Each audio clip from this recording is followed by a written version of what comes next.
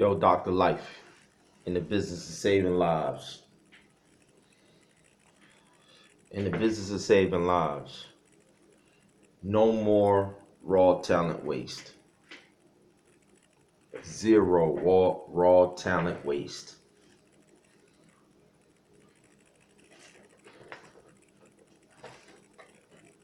I owe you the most high, the highest PhD. I'm about to show you how they got our people wasting their time. Wasting their time.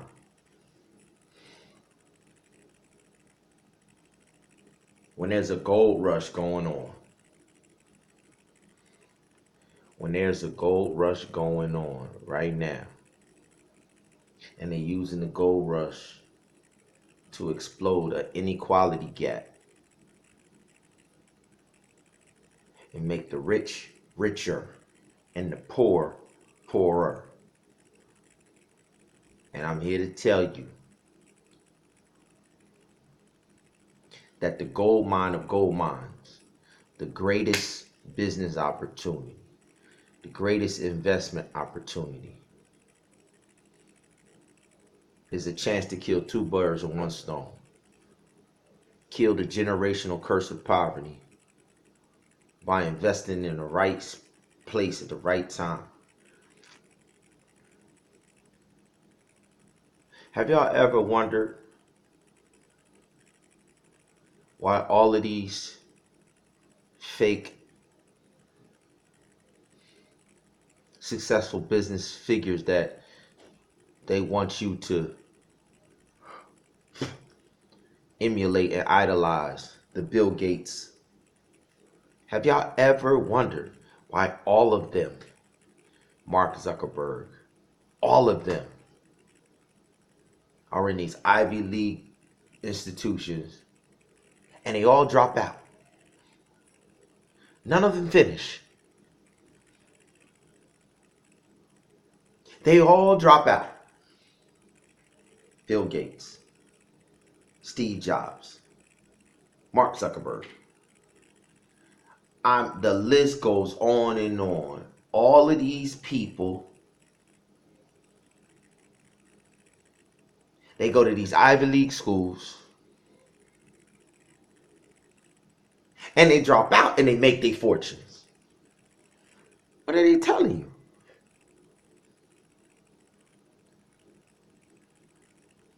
You don't need a school system to make your fortune. And all of them had their fortunes made before they even went to the Ivy League school. They want you to believe that Bill Gates did some extreme work. Listen, his daddy was the second man at IBM. Come on, man. These dudes is fake silver spoon handed to them. Done robbed and pillaged. Ain't do nothing to earn the place where they at. Nothing at all. Not one single thing.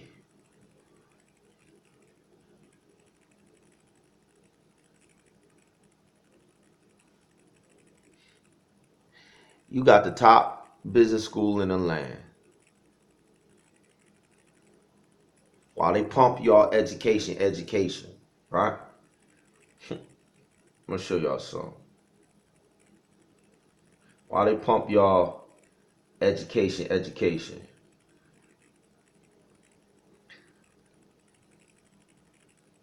I just started doing some research and I was like, yo, who got the best PhD in business? Do y'all know nobody has a PhD in business? You can get a PhD in, wait for it, business administration. A glorified secretary.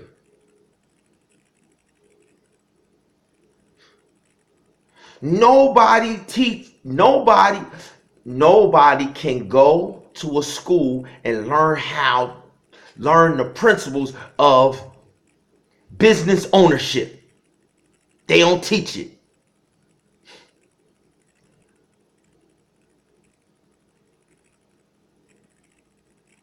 You mean to tell me the highest degree you could get for business is an administration? I'm at the site right now. A PhD. Explore our academic programs. A PhD in accounting. It's a research degree, and you do research, and then you go out and get a job. What? They place you with a company where you can apply the research that you learned in the field of accounting to help make somebody else generational wealth. This is the system you in. This is the educational system that they created for y'all. And everybody who's making the millions and the billions in their top 1%, either they dropped out of high school, they dropped out of college. Education is the system, is the rat race to get you to chase so they can cement their monopoly and their gap in between the haves and the have-nots. And then on top of them giving you a nothing or worthless degree, the highest degree that you could get in business. A PhD in business is a DBA, a doctorate in business administration, a glorified secretary. For 5 years, they're going to have you doing research, writing papers, researching market analysis, research, write, research. And then they're going, oh, this was the top researcher in our business department at the greatest business school in the land, the Wharton School of Business. A DBA, do you know what DBA stands for in real business? They'll laugh at you if you come and do business as a D. Most people doing business as a DBA.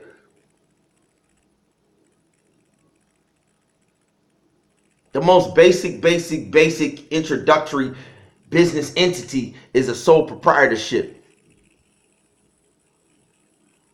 And when you get in business as a sole proprietorship, they know they're going to, you don't know nothing. And people, when they do business as a sole proprietorship, they usually doing business straight up under their social security number. And so in order to make it look professional and not use their name, they'll create a DBA.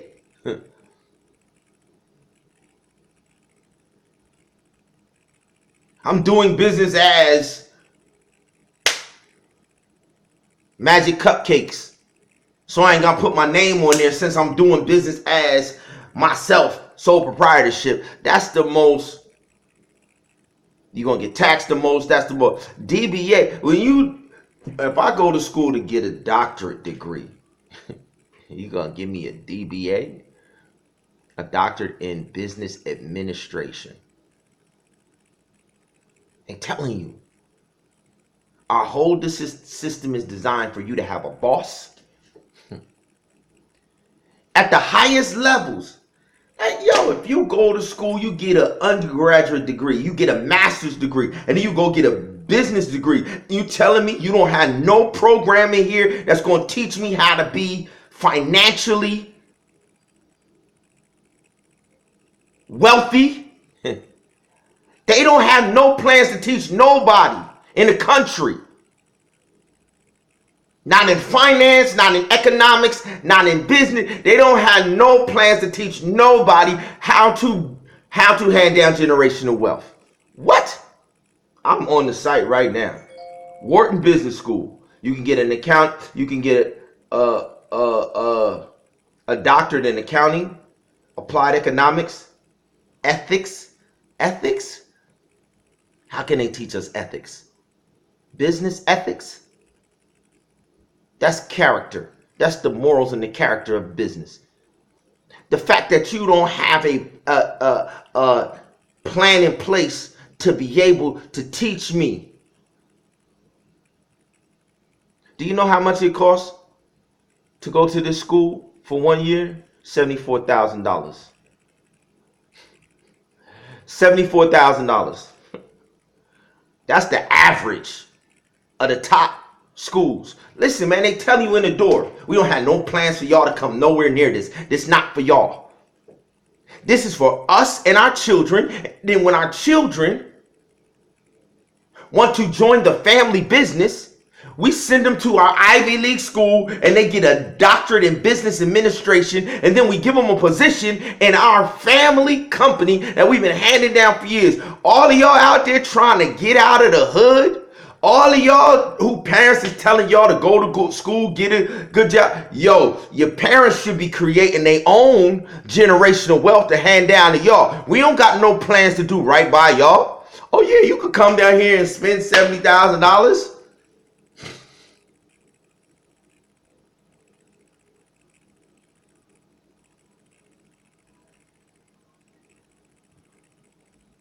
So let me show you what a real business school.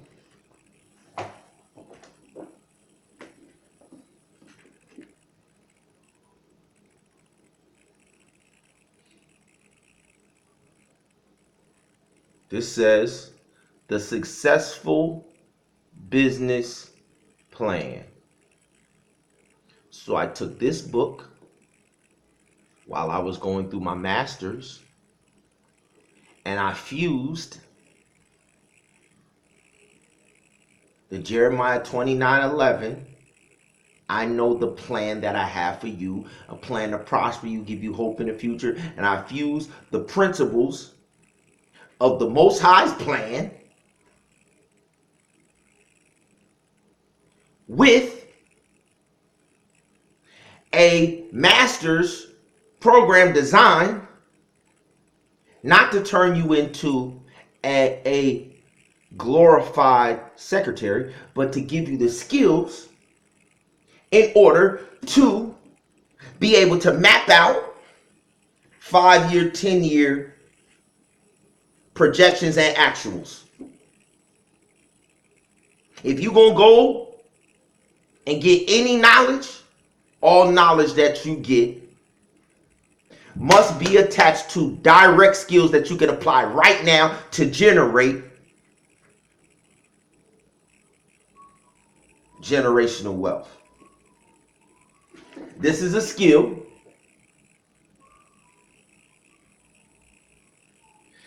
that my instructors, while we was in the master's program,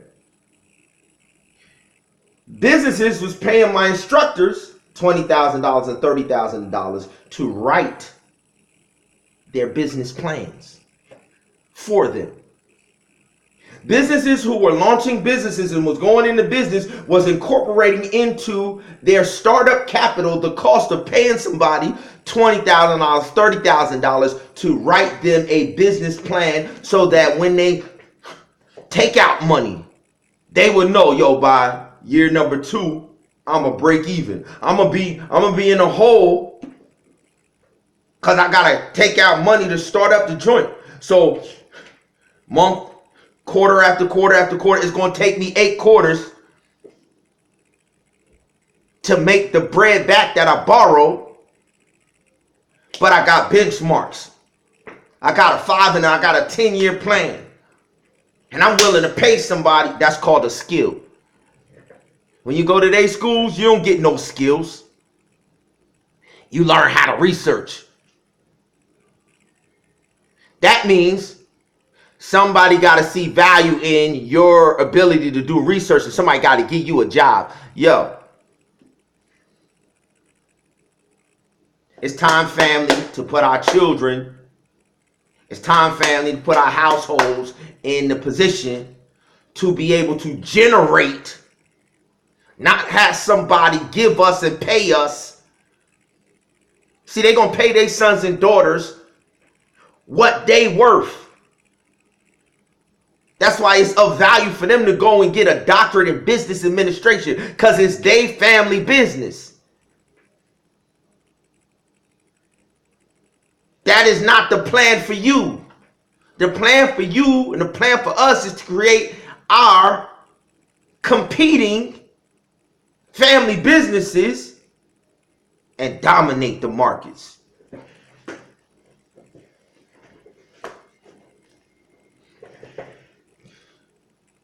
Once again, so before I show you the gold mine, see, like they ain't the only ones that could do research.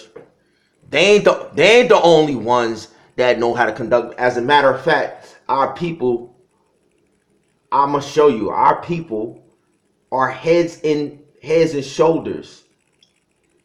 Our people just won't come together in a network. Our people do their thing individually.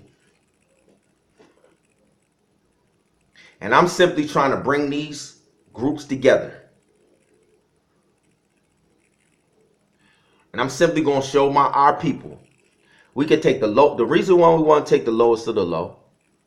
And I seen a 8-year-old Haitian in Orlando, Florida do the same thing.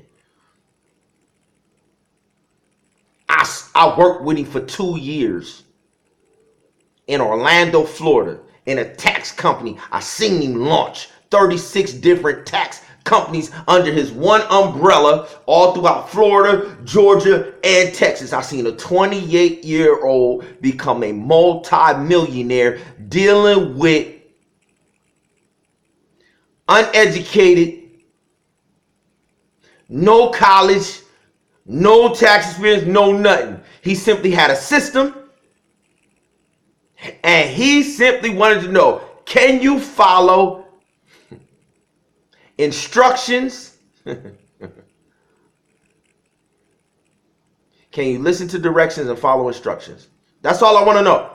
I don't want to know how your great ideas. I don't want to know none of your theories. I don't want to hear none of your... Listen.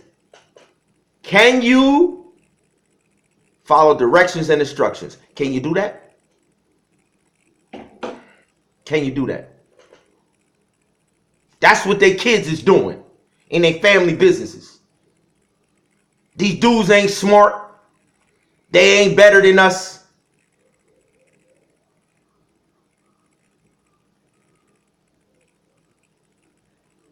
They all sitting on stolen wealth that they keep handing down and handing down. And their kids is just following instructions and directions. And I'm going to prove, not on taxes though. There's a gold mine in going into our communities, and the raw talent that's being wasted and squandered, applying the same identical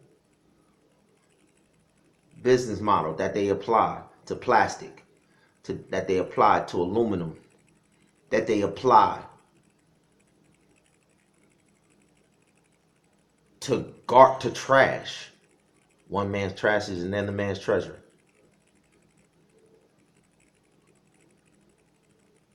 And we take that same approach to our kings and queens. And those who are sick and tired of being downtrodden, and they willing to follow instructions and directions. I'm going to show you that our people who haven't gone off to college, they in a better spot. Why? Because our people who go off to college, especially in this day and age after 2008, 2009, I told you how much the tuition is. $74,000 for the University of Penn. $74,000 a year. They done quadrupled tuition since 2008, 2009. Even in-state tuition. Cats is taking out loans and all of that just to get in-state schools. And you're not getting no skill. You can't make bread. You're not getting a skill. That's waste. That's time wasted.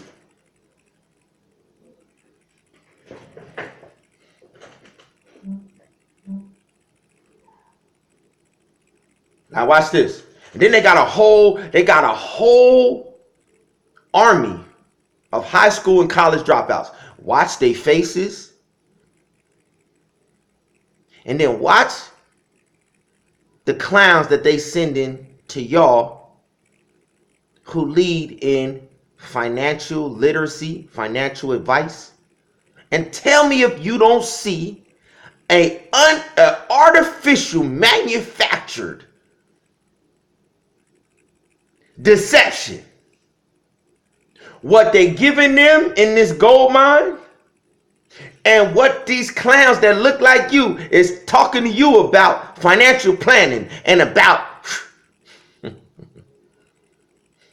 Then when you look at the educational system, and then when you look at that there is no option out here that shows people who are being left behind in an inequality gap, in abject generational curses of poverty, how to remove generational curses of poverty and hand down generational wealth. If there is not a system in place to compete, if I'm showing you a system that's causing inequality and it's causing generational poverty, it's called Poverty Inc.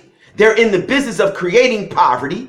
And if there is not a competing system to erase the poverty and create generational wealth, then what happens? Game over. Game over. Okay. But the point I'm trying. No, that ain't what I want. But the point I'm trying to make is that these. So.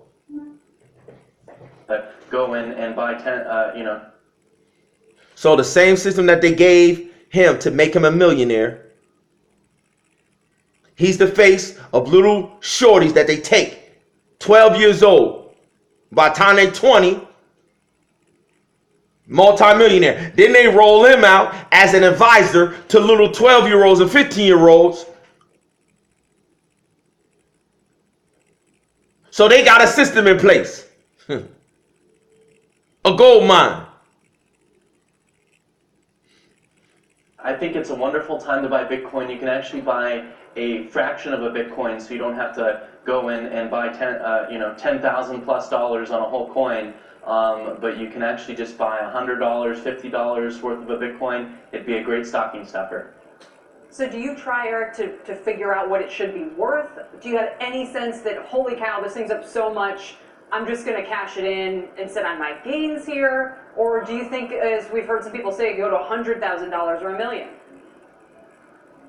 I mean, I think cryptocurrency and thus Bitcoin is really the future of the financial system and the future of currency. So I try to avoid taking. Bought his first Bitcoin in 2011. Now, Pete, since 2011, the economy goes down. Economy goes down. They jack up tuition. Yo, the trend throughout history is the poor always tell their kids, go get an education, go back to school, go get another degree. This is what the poor people tell themselves. And because they knew this is what poor people do, people try and go back and get an additional degree so they can raise the amount of hourly wage they get. They like, okay, they gonna run down here, jack it up 4 times what it's worth. And simultaneously, 2 years later, they create an offshore casino. It's not a casino, it's a real market where they trade money every single day.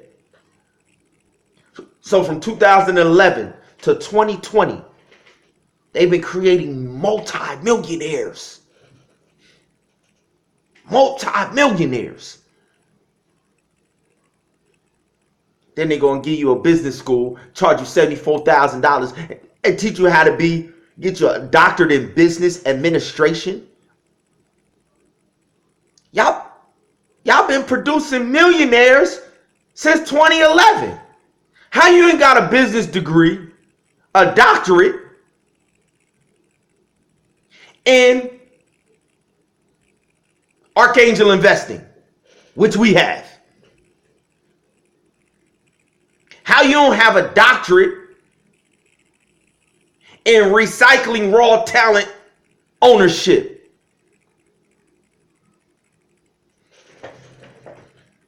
Taking as much out. $12. They cost $12 when he bought it. He just told you they worth $10,000 a piece right now. You do the math. He got 401 Bitcoins. It cost him $12 when he bought the 400. Now they worth 10,000 a piece. You do the math. 10,000 times 400. Just like that. Just like that. They created generational wealth. And in our communities, I'm going to show you what they telling our babies. This means the cats that's in our communities telling our babies this is betting against your future. Betting against their future. Just like they are.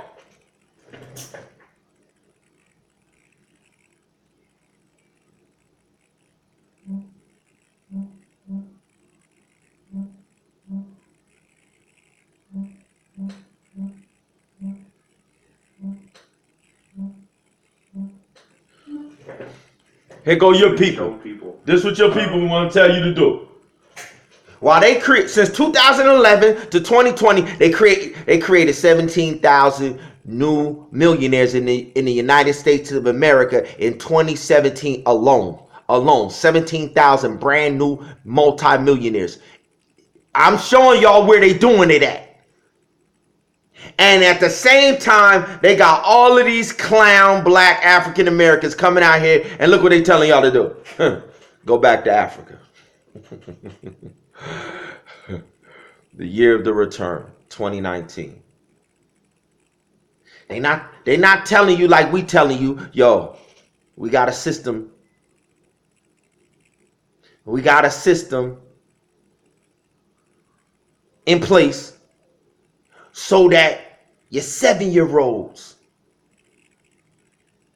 can be the Eric Finmans of tomorrow. We got a system in place to industrialize this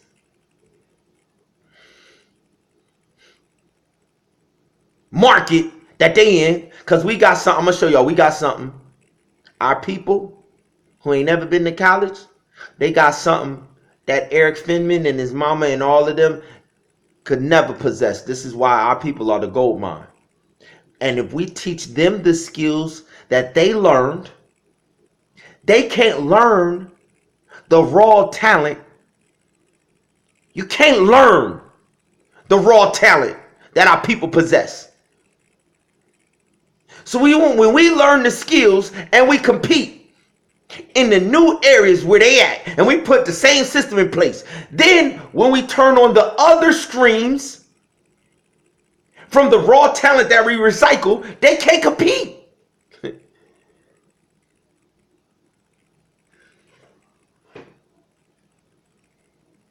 Y'all love him, huh? Oh, we love Boris Kojo. 7 people went. 7 people. He ain't our people. Our families, our kids, and This ain't our people. Ain't nobody that would stand up with a straight face and tell people to go back to Africa, a place that they colonized worse than they did the United States. That's why they telling you to go back. Because they scared you gonna learn and get the skills to become multimillionaires and generate generational wealth. They want you to go to a place where our peoples is locked down, where our peoples is still in third world, where our people still got people of color, prime ministers who willing to embezzle, who willing to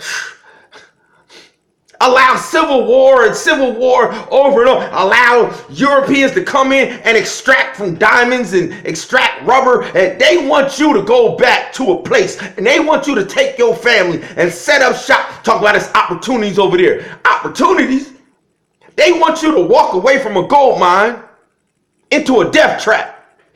And they got all of Hollywood, all 2019. They got all of these stars doing this trash.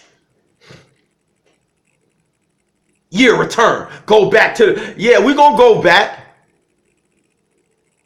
after we take over the markets, after we take over the gold mine, then we're going to go back to our people and we're going to set our people free and we're going to... Yo. From New York and on the new Hot 97 app, Ebro in the morning. And if y'all supporting these clowns... Ebro in the morning, Lord Styles, Rosenberg, my bro, Boris, Kojo. Ghana in the building. What's going on, man? These So cats this, and the ladies Breakfast gentlemen, Club. is the person who made it easy for me to go to Ghana for the first time. That's How right. so? Because of the Full Circle Festival and the Full Circle family, which shout out to everybody who I'm sure is paying attention in our amazing WhatsApp chat. So how Still going strong, by the way. Yo, that WhatsApp chat is Right. strong. Sometimes Yeah. I go in there, there'll be 50 messages. I'll be like, Right. all right, everybody, calm down. Right. But it's beautiful because everybody's sharing and updating not only their reconnection with Africa, but how they're sharing with other people and what's going on. It's huge. How did it start and why?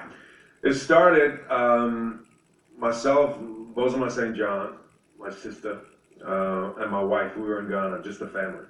My father's from Ghana. So This is I 2 spent years That ago. was 2 years ago. 7 people went. 7 people, exactly. Just our families, our kids.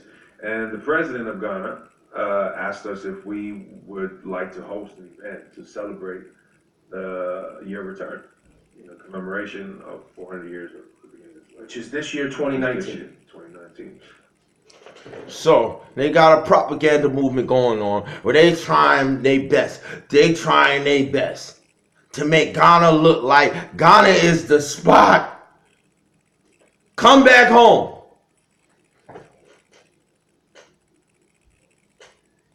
Can you say Hotel Rwanda? I can.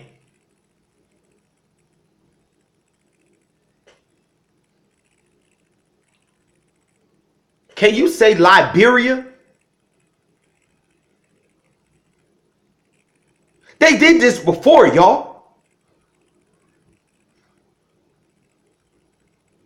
The population of people of color in the USA was, listen, they lies about minority wasn't working no more. Just like right now, their lies about, listen, if you look at childbirths, Europeans are not having children all over the world. If you look at the childbirth rates all over the world, Europeans are sterile. One child. Then they all caught up in the lie of the same-sex marriage. No children. They all playing around. And so because they want to play around, they don't want our birthright to do what our birthright does, be fruitful. You shouldn't be playing around with the Most High. One child, no child, one child, two child, no child. These cats running around here talk about Africa is 15% of the world. Listen, man. China don't have as many people as Africa does. India don't have, listen. They got the Chinese to implement a one-child policy for dang near 50 years. There's no way in the world. They don't have a clue how many our people are. They ain't in all of them bushes in the Congo. They ain't going house to house. Listen, they don't go house to house in the USA. They don't know how many of us it is in it. Listen, when it's time to vote and all that, the census come out, they don't go house to house in the projects. Or they might go house to house in the suburbs. In the worst of the worst neighborhoods, they not going door to door. They not going and seeing how many is in each and every home. And we ain't, even if they came to the door, we ain't telling them exactly who in every crib. Because most of these people got people in the crib who ain't supposed to be in the crib. They don't know how many it is of us. They never have, they never will. And when they spit the numbers, it's all propaganda. And because they know, they ain't nowhere even in the ballpark. They like, please, will you tell them to come back to Africa? Please. And I'm telling y'all, would y'all please get in the game? We could shut the game down on every continent if my people would stop listening to the propaganda and being controlled and programmed by misinformation.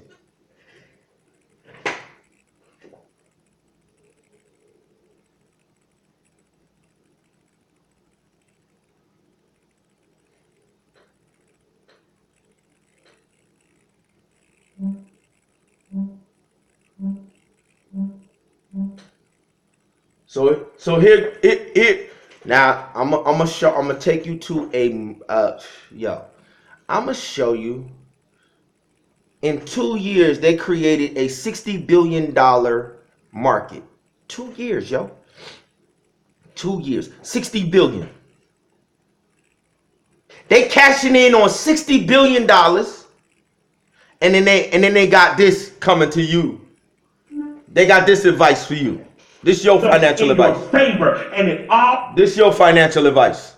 It's your financial advisors. You are intelligent enough to manipulate this system in your favor, and it all starts with your dollar. Your dollar could get you quicker to liberation than all the mentality and all the malice thoughts and all the thoughts of righteous anger. Your dollar could get you there quicker if you simply organize your dollar. Your dollar. They've created $6 billion, $60 billion. They created a market where they then took a coin from $12 to $10,000 per coin. The dollar ain't worth nothing. The moment they want to crash it, it's out of there. Just like Zimbabwe, just like Venezuela, right now. They doing it to these countries that they extracted from them, practicing for the USA. If you don't know what happened to Venezuela, just go look. If you don't know what went down in Zimbabwe, go look. They undercut the dollar in there and the economy dropped out. And the people who in poverty, they in abject poverty. And unless you was already had a system in place, those who had a system in place in Zimbabwe, they rich.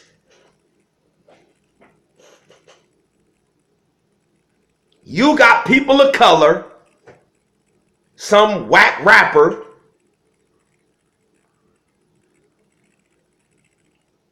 they always get these entertainers because they done programmed you to identify with these Sambo Negroes that they own. Organize your dollar. They about to, listen, man, everybody who run to the dollar, listen, in 2008 and 2009, they ran to the dollar. And then they've been undercutting the dollar and creating alternatives that they call emerging markets.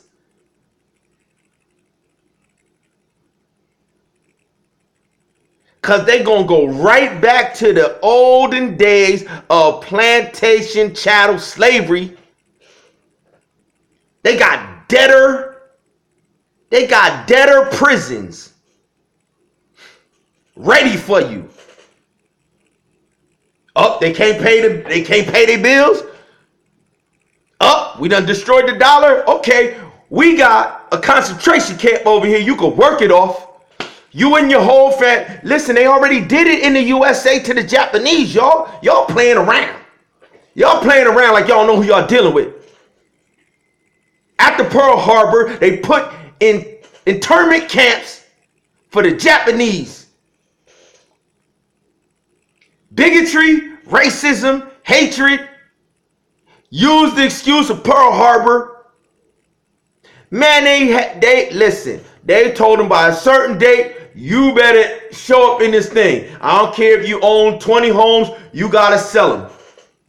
And we ain't giving you what they worth. They seized their properties, they seized all of their assets, and they went right into debtors camp, yo. in the United States of America. And you know who was in the army? Managing and supervising those concentration camps? Sam Walton. Mr. Walmart himself. All of these clowns that they got y'all thinking are these organic businessmen. All of these clowns. The Bush family, Prescott Bush, he made his family wealth investing in Hitler and the Holocaust. What? All of the companies that y'all see today, Ford Motor Company, all of these, the Vanderbilts, all of these clowns made their money with Hitler. All of them made their bread with Hitler. All of them. Either in World War I, the Trumps, World War I, World War II, they made their bread.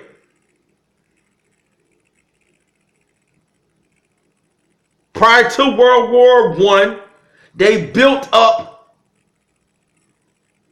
the college and university system to teach their future generations of their children how to maintain and hold on to the inequality gap and keep the inequality gap separate from you common people.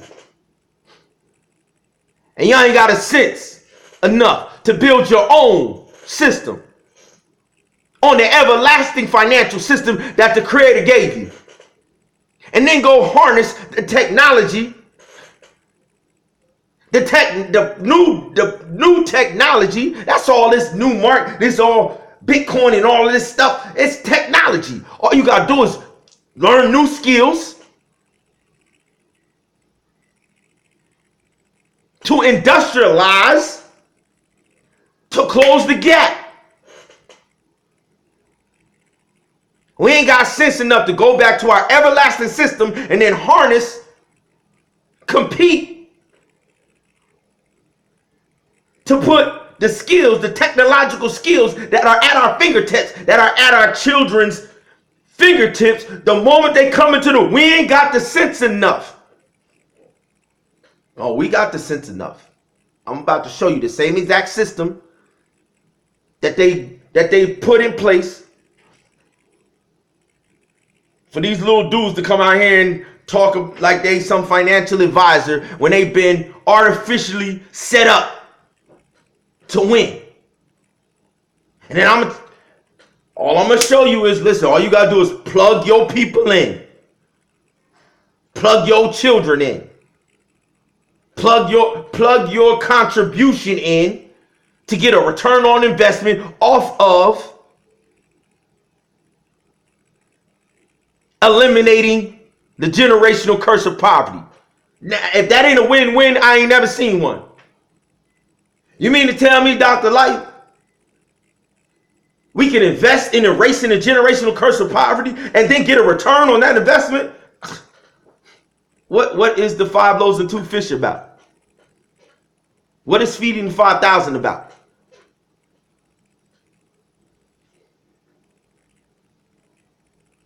Five loaves, 2 fish, put it in their hands, ordinary people. You sing the song, live a life, ordinary people. God uses ordinary people. He chooses ordinary that will give their all. No matter how small your all may seem to you, little becomes much when we place it in the master's hands. Ain't that what we sing? Ain't that what y'all sing? Is that not the song you sing? He like, that is the financial plan that I came and gave you. I did it to you twice on purpose. I fed the 5,000 and I fed the 4,000. And every time they broke and blessed, more came back than they sent out.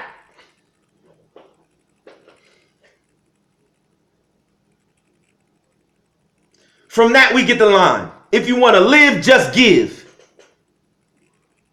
If you want to live, just give.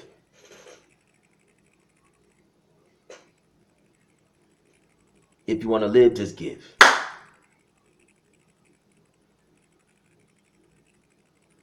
If you want to be a slave, keep following. Keep following. This our people. Some dude by the name of Killer Mike out of Atlanta want to tell our people, oh, you need to pool your dollar together. Enough dollars in this room to begin to buy this neighborhood, to fortify the west side. And if you're from Atlanta, you don't want it to become Kirkwood. Well, my grandmother owns a house that now taxes the Look, watch this. Watch this. Watch this. That's man. Kevin is also a sponsor. Watch this. Watch this. This the other Sambo radio station that they always got our people going to this Sambo radio station to promote the propaganda that keeps our people in the same traps, not going nowhere. So now here come a Sambo black banker to tell us our path to freedom. Well, we see them. They got a whole separate system where people is taken in just a 9-year period and using technology and creating separate markets and trading and creating $60 billion. I'm going to show you the gold mine. I'm going to show it to you. Then I'm going to show you a little neighborhood in Orlando, Florida, the hood. A bunch of little kids that they said, yo, can't learn, can't do nothing. I'm going to show you the same little kids that me and my children got in here on computers, designing the same exact apps. The same apps that they use to trade billions and trillions of dollars. They designing them. They creating the apps. And in the hood where they like, yo, these kids, yo, they need Ritalin. These kids out of control. No, all they need is an investment. All they need is an opportunity. All they need is access. Can't nobody compete with them. There is not a champ. Listen, they building robotics. They going out to California every year and competing in a robotics competition and cleaning house.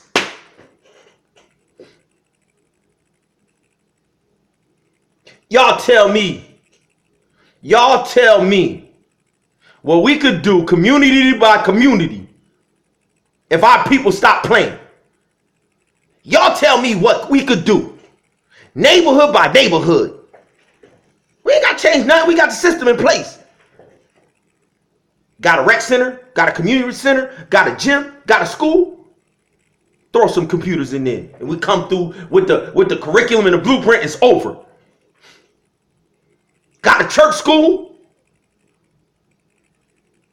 got a rec center, got a Y, got some kids in the neighborhood. Two days out the week, we gonna have them playing whatever sport they dominate in, and the other 2 days out the week, we gonna have them harnessing the skill and technology for the future, and in the other 2 days, we gonna teach them the financial principles to own everything that we put in. Not to take that raw talent and then go let somebody pay you less than you work for it. Not to take that skill. No, then you got to teach them how to just own it. And then when I started looking to see if, yo, do they even have a system for them? Where they teach them a doctorate in business. Our king said, I'm about my father's business. I'm the master physician. I must be about my father's business. This is where our doctorate in business comes from.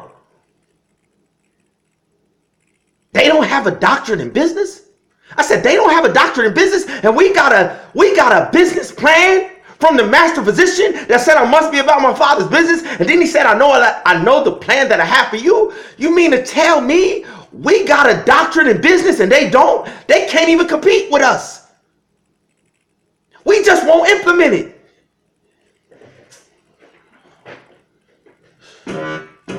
Morning, everybody. It's DJ NV Angela Yee, Charlamagne the God. We are the Breakfast Club. Now we got a special guest in the building. This guy has a lot of money, controls a lot of money. Yeah, I mean, we always talk about banking black. And I bank at One United, and this is the Banking Black of One United. Banking Black. Kohi, yes, Kevin Kohi. What's up? How you doing, my brother? Great, my man. Banking I'm Black. blessed, man. Kevin is also a sponsor for the Gathering for Justice, or the Change for Change movement that we're doing, raising money for the Gathering for Justice. How long ago did we sit down and talk about this, Kev? Well, we started working on this early in the summer. This was your dream, and we were so inspired about what you were talking about. We consider you to be the epitome. So listen, man. Banking Black. When you sit your money in a bank, they don't even want to give you a 0.5% interest. Like Bank Black, how is that gonna solve our? Listen, man. These cats have created multi-billionaires. We got access to the internet. We got access to the computers.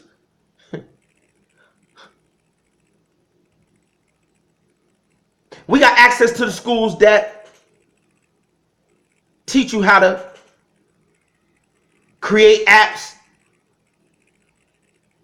Our children know effortlessly how to use apps. If you got Cash App, if you have sent money electronically via Cash App, via Zelle, it's no reason in the world you shouldn't be competing in this technological. Listen, man. You sending dollars back and forth to people, and they sending a totally separate currency that grows in value. They got you trained to hold on to dollars that's losing its value. When they created a separate currency, and because of how many people are exchanging it, that is what has made the value of the transaction, the currency, grow. And then the community that I'm in,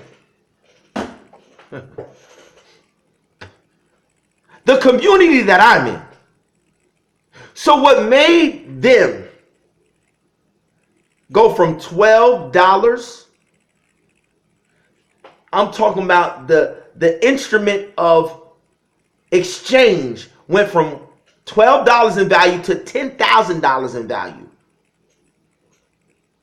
That's like $1 bill growing to be a $10,000 bill. And every dollar bill that you have in your pocket is now a $10,000 bill.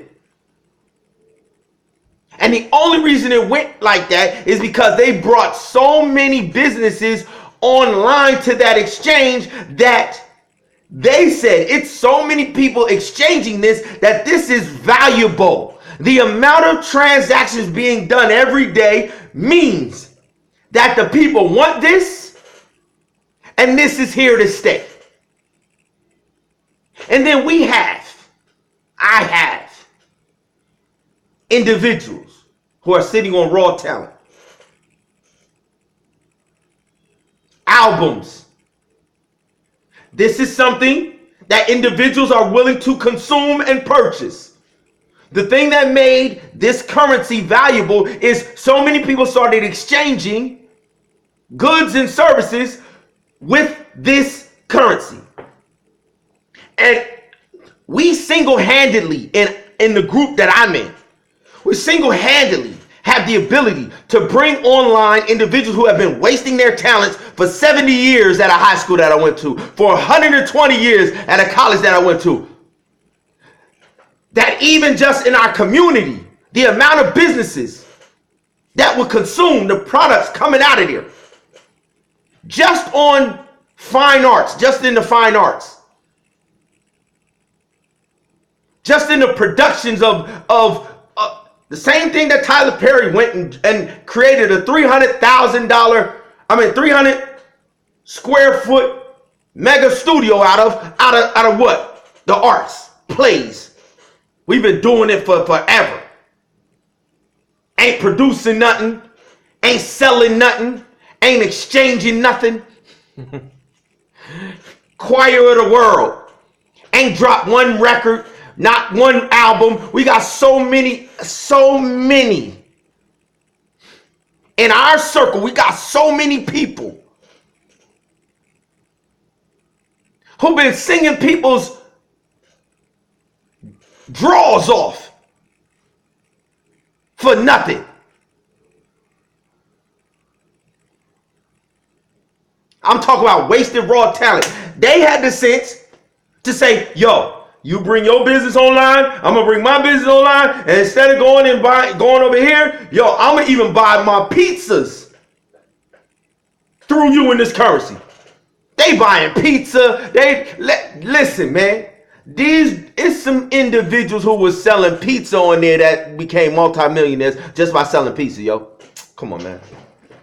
And they around here telling y'all, we need to bank black.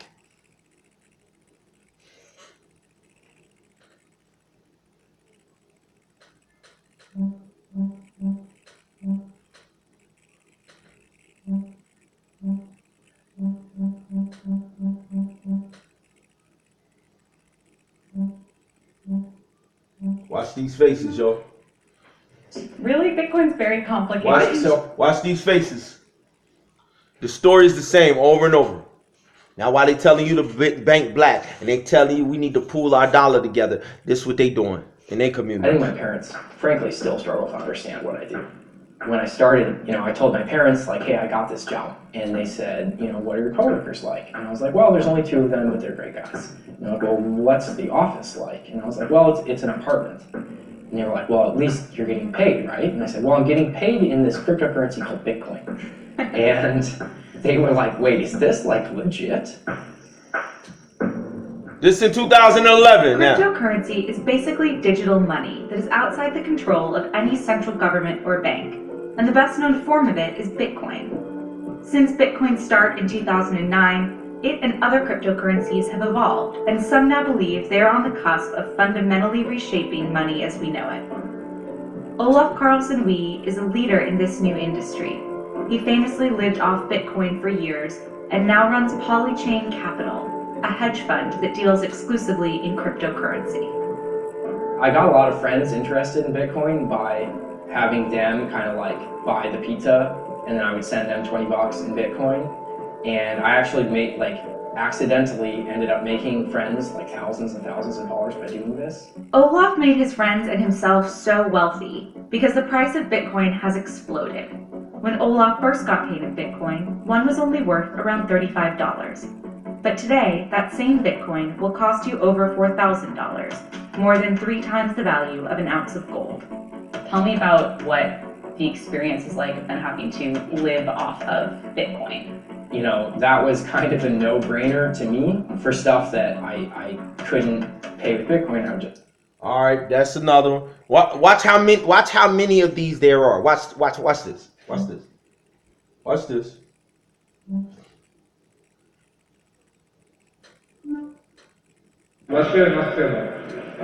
Watch this. Now remember, Boris Kojo, the actor that y'all love, he tried to tell y'all 2019 is the year of return. We need to return to Ghana. We need to return to our roots. They got a gold mine going over here, and they trying to sell our people that number one, we need to pool our resources, and we need to bank black if we gonna be here. And we need to go home. It's the year of return. Let's return to our roots. So when I show you this dude and the gold mine, and then I'm gonna take you to Ghana, where they telling you to go. I'm gonna show you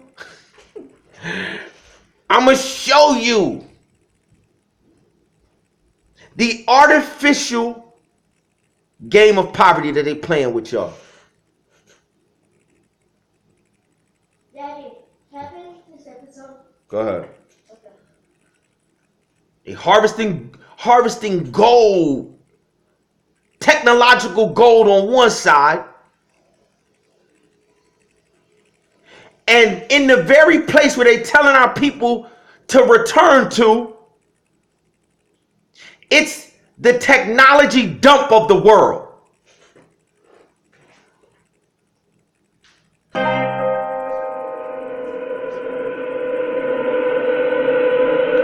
So y'all better know, all the blockchain is the internet. It's the internet again. So in the 90s, they launched the internet, and they kept it among, it's the same thing going on right now, y'all.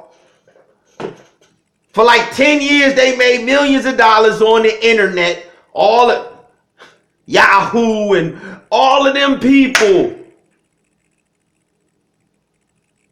They made so much money on the internet that they was like, yo, we need to have a .com bubble burst. Too many people is competing with the 1%. Too many of y'all is getting up here and competing with us financially. We need to have a .com bubble. This is how much money they made before it went like to the masses. They got the same thing going on right now with what they call the blockchain. The blockchain is the internet of the 90s. The blockchain is the financial internet that has no regulation. It's the only place where you don't have banks in between and the Federal Reserve and this bank and that bank monitoring and controlling financial transactions. It's the only, and that's why everybody's in on it, except our people. It's the only place where banks don't get to charge you interest for you to do a transaction with your money. Every dollar you spend, you getting charged debt interest because the U.S. Treasury ain't printing the dollar. So they got a market where they like, yo, not only am I getting money, my money grows. You got people who just taking they paycheck, 30% of their paycheck, and just converting it into Bitcoin. Just like they pay the bill with Cash App. They treating it like, yo, I got a bill to pay. I'm going to take this $300 and I'm going to pay this bill. Cash App it. Except you use a different app and you convert it into the currency. And then next week, that $300 for many people done turned into $3,000. Are they smarter than us? No.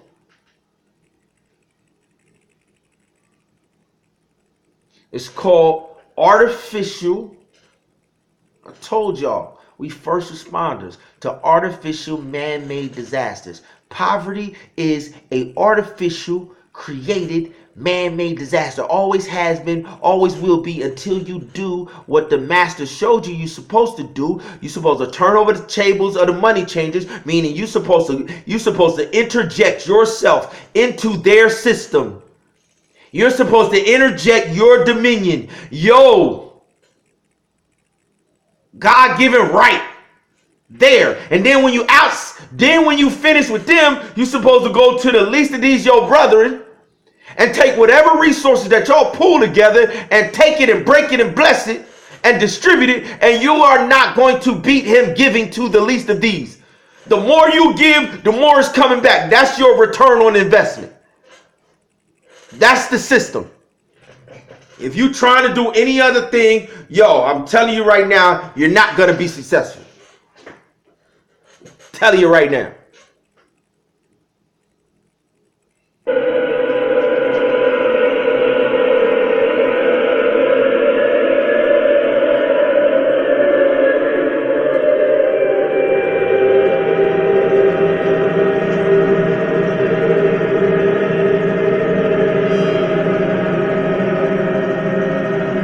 This is another we're in a helicopter dropout. over some fjords and lavas on the way to the Genesis Ethereum.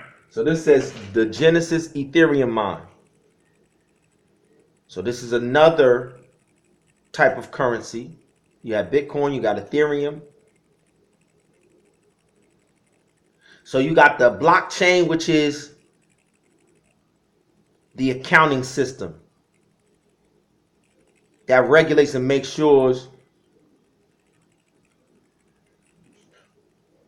every transaction is calculated and everybody's account is validated. If you got 10,000 Bitcoin and I got 50,000, when we do a transaction, the blockchain is the accounting record and ledger that documents the change in your account and my account. And what you're about to see is what they call the gold mine. These are the computers that do those transactions to make sure that everybody's account, when the transactions are finished, the accounting is done and all records are validated. And then the people who set these mines up, who invest in these mines, they're paid in the currency that their accounting system, their blockchain is validating. They're paid in the currency for managing this process. So individuals, so they got a whole nother business investment going on, but this the spot where just like Bitcoin grew, it grew to over $60 billion in value in Ethereum in 2 years, yo. And you got some clowns in our community telling you to pull your dollar together and put it in black banks. If we not sitting down with every young person that we got, if we not teaching every young person that we love that, hey, in your generation, individuals are learning how to develop skills in harnessing technology, and they're generating generational wealth, and all you got to do is take some time and stop playing around on the computer. Stop playing around on Instagram and Facebook. Stop playing around on social media and develop a skill.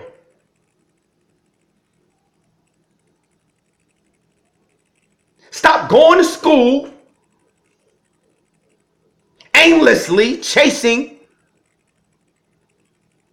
a piece of paper so somebody can give you a job when all around you, individuals in your age are being put in a position where people are grooming them. Man, these young people ain't going out here and thinking about it. They got people who are investing in them, who are mentoring them, who are...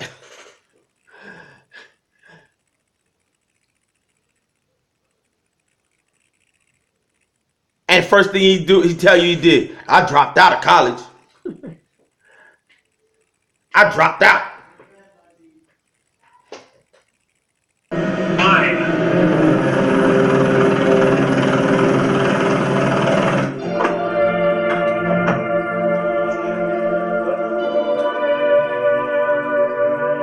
Marco Strang has made millions in cryptocurrency. He started mining Bitcoin in his dorm room.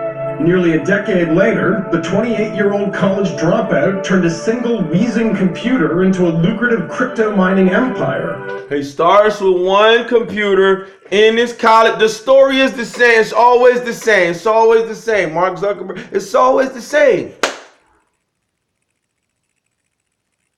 And then when we get a college dropout, They give us Kanye. Yo, you keep your Kanye's, yo. We good. We good on Kanye. Keep your Kanye's. We straight. Unless Kanye want to start becoming an asset. Unless Kanye want to start being inserted in the pipeline to help ours do this.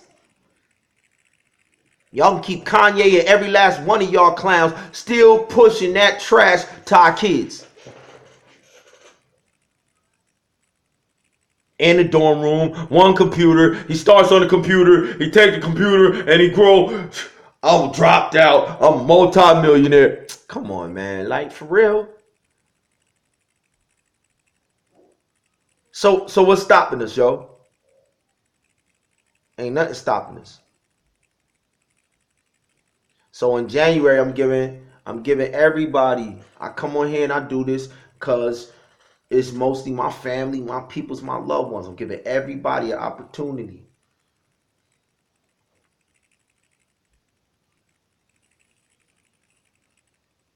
to be a part of of an investment group that simply is going to give our young people the same.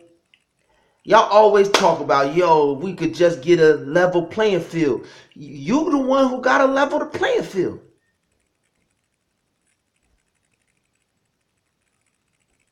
It's us who got to get him a level playing field.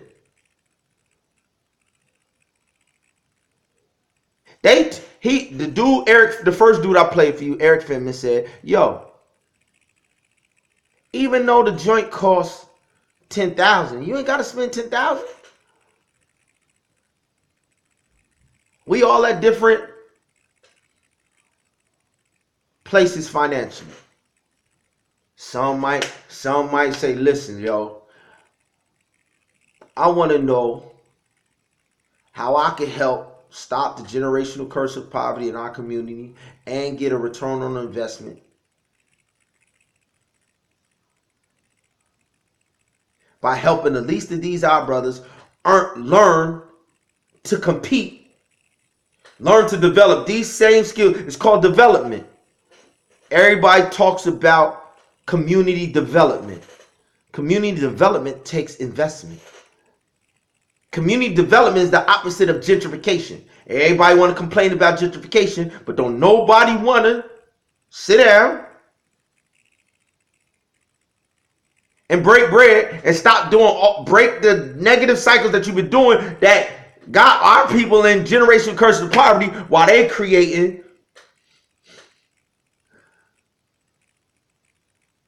millionaires over and over again. I done showed you 5 now. This is the 5th one. What you're seeing here is the Enigma facility, which is the largest Ethereum mining facility in the world. And it was an exciting time. It was years ago when we came here and built this. And now we're expanding further and further because the demand is growing. Also understand, these are these same European countries that Adolf Hitler partnered with.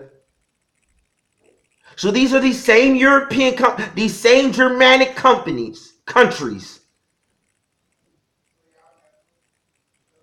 that George H.W. Bush and all of them, Ford and all of them broke bread with to break the back of the U.S. economy and break the back of people of color who was getting out of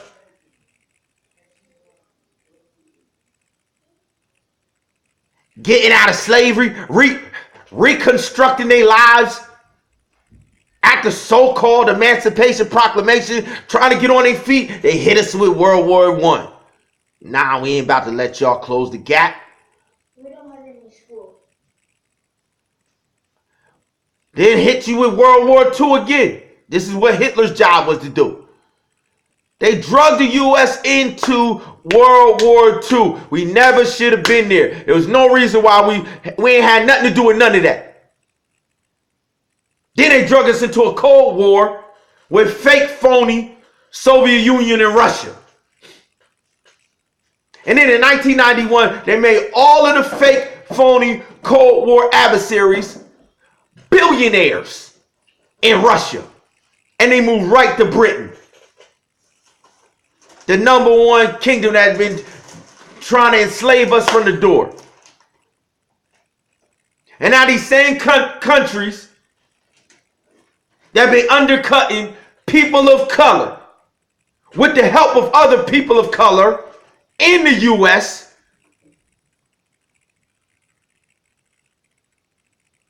And the moment this market opened up,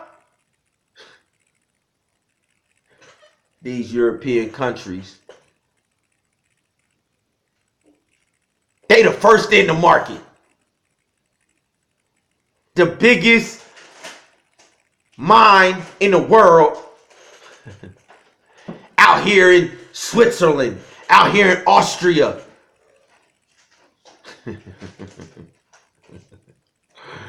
Yo. Everyone is ramping up the capacity. If you have the money, you can always buy cryptocurrency. Last year, Bitcoin peaked at almost $20,000. Or you can earn it by running a cryptocurrency mine, a network of computers that serve as the backbone of the crypto economy. What are these machines doing? So those computers are miners. They are mining cryptocurrencies, and they're validating the transactions on the blockchain, and they get a reward for that. So if I pay somebody for something in a cryptocurrency, it's being validated potentially by one of these computers. Yeah, that's true. And when somebody makes that transaction, you validate it here in Iceland and you make money. Yes. You see that young dude sitting up there? He probably like 16. He learning a skill. He's learning a skill where billions of dollars are being transacted. So by the time he's 17, 18, 19, he's no longer learning a skill. Now he's partner. Now he's investing in another mine that they're opening up. This is the system that they have in place. It's the same exact system that we have in place. Can I stay a plan since we don't have school? Go ahead, man. How much does one of these cost to create? If I were to create one of these at home, one of these units. $1,000. And how many are in here? In this one warehouse here? Tens of thousands. Yeah. Tens of thousands. So one computer to get on and do the transaction costs you maybe like $3,000-4,000, and you got 10,000 of them in there. All right, so let me take you to where they telling you the year of return. Return to Ghana. Subculture. Return to Ghana, y'all. It's no coincidence that they making billions of dollars over here and that they telling our people, yo, let's go back to this spot. Let's go back to our ancestors.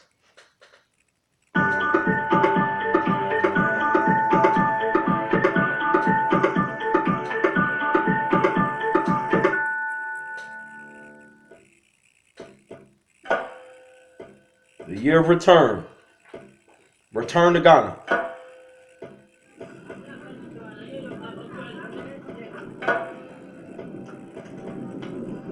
Hi, it's Thomas. We're in Ghana, the internet capital of Africa. If you ever wonder what... The internet capital of Africa.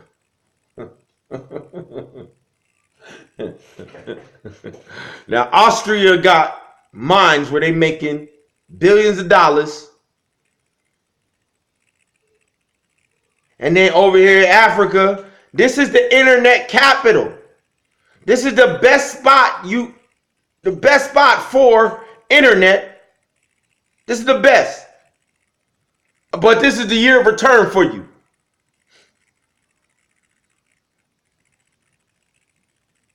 Are they serious? Yeah, they serious.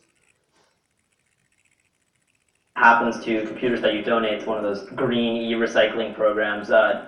This is basically it. Kids from the north of Ghana come to this junkyard during the summer to break computers down for scrap and also inhale things that will probably end up giving them cancer of the everything. Year of return. So you can see all this are waste from computers. You see the place is very dirty. Yeah, so it's very bad for our health. It's very bad for our health. Most of the computers are only worth $1 or $2 of copper you can melt out of them, but occasionally you harvest something useful, like a hard drive or a processor, which you can sell at the little flea market area next to the charnel grounds. So here is the motherboard. Ah, okay. If you're an especially savvy shopper, you can actually put together a full working computer here, one ready to connect you to the fastest internet in all of Africa. The fastest internet in all of Africa. Alright. Let me take you to the system.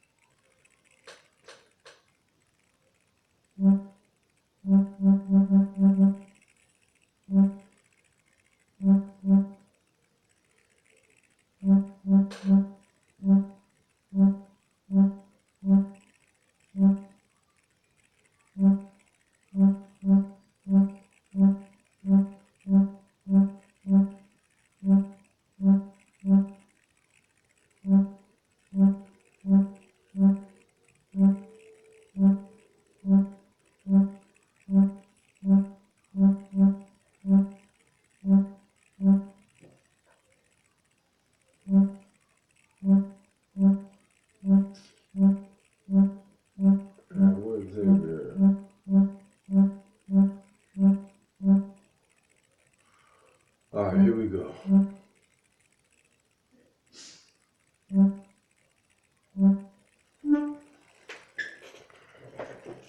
To this point.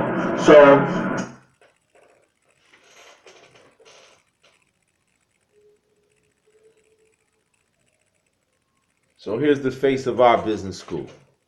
Alright. To this point.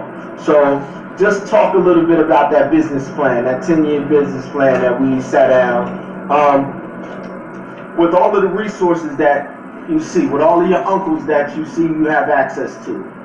Talk about individuals who break in the cycle, who come from inner cities like we come from, who now are, many of them, multi-millionaires in their own right. Alright? You know these individuals, and you have access to these individuals, but talk about how you feel about us making your generation, making these individuals available to your generation through this foundation that we're passing on to you. What does that mean to be able to claim your whole generation and say, well, listen, they labeled us as this. They labeled us as misfits. They labeled us as the generation that's going to be the first generation that's not going to be as successful as their parents. They labeled the millennial generation as the first generation ever to have to move in with their parents and live in the basement until they're grown up. That's what they've labeled your generation. They've labeled us as the generation who goes to college and comes out of college and is saddled with student loan debt. And then even though they have degrees, more than 52% of those with bachelor's and master's degrees still are unemployed and underemployed, with degrees going back and working as servers in restaurants. So what do you think about potentially taking the reins of a program that gives your generation the ability to break those cycles? And the fact that you have a business plan that you can share with them to step by step go from point A to point B based off of all of these individuals in our network that we're giving you access to give access to them. What does that mean to you? Well, first, I think it's empowering because I am one of those people who went to college and didn't really know what was going on or what I wanted to do with my life. And so for other people in my generation, you know, whether you're older than me, younger than me, I feel like at some point everyone falls into that mentality where you don't know what you want to do. At some point you were lost. At some point you didn't know where you wanted to go and where your future was headed. But because I have the connection that I have through my parents, because I have, you know, because I know the people that I know, because I was, you know, around, and I can call somebody up and be like, hey, you know, would you let me come work for you, you know, just as an intern to see what this is like, or hey, can you point me in the direction of where I'm supposed to go, hey, can you give me some guidance? Because I had that, I am better off for it. And with the foundation that we're building and the business plan that I'm working on, it's not only going to set me up to better myself, but I plan to share it with other people, you know, in my circle, you know, lead by example. Once I make it, I mean anybody can make it, because as far as I'm concerned, I still don't really know where I want to go, but I don't know what I want to do right now, but I know in 10 years I know where I want to be. I want to be successful. I want to be happy. I want to take care of me and my family. These are goals that everyone has. And so with the business. All right, so they got a face for their movement. We got a face for our movement. They got a system in place to take young people from they 12 and 15 and introduce them to skills and technology and markets and give them access to economic empowerment and economic development. So let me show you what our system looks like. And the only thing that our system needs to expand to the level where we could take the world by storm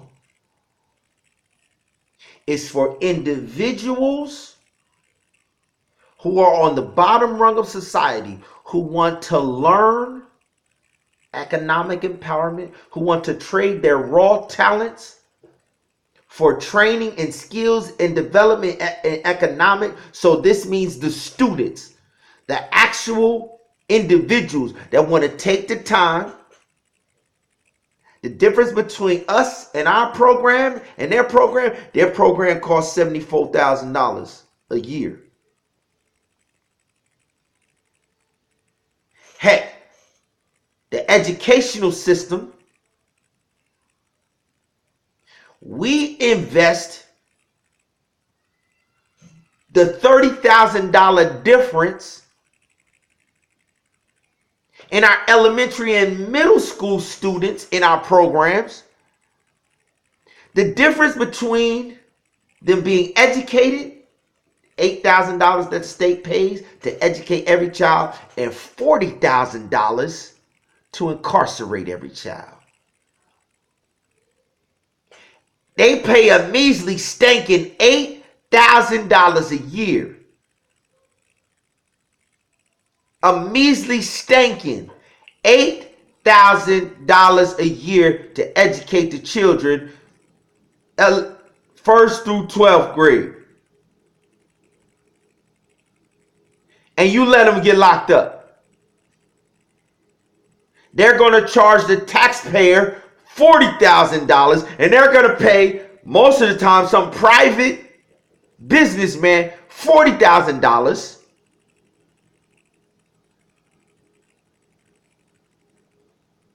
That is an investment gap that says on the state level and federal level, we would, you put you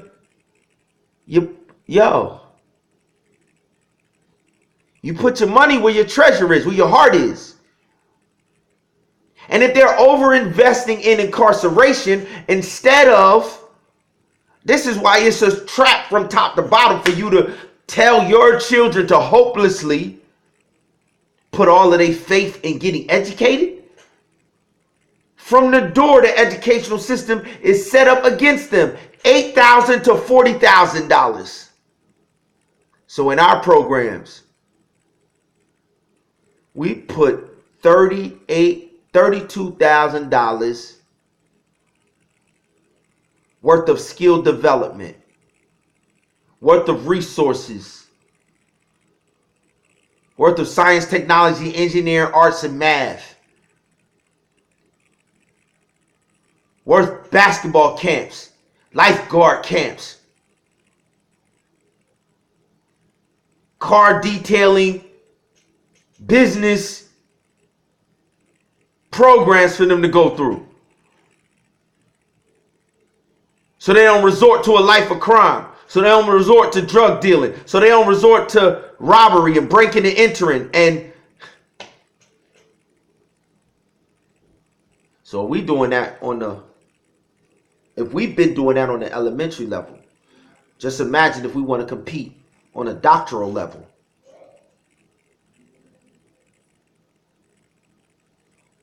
If we're going to compete on a doctoral level with Penn State $74,000, then we got to break bread. But I'm also showing you it just simply takes an initial investment that we can present to the king, because the gold mine is here. We just simply got to invest to get the gold mine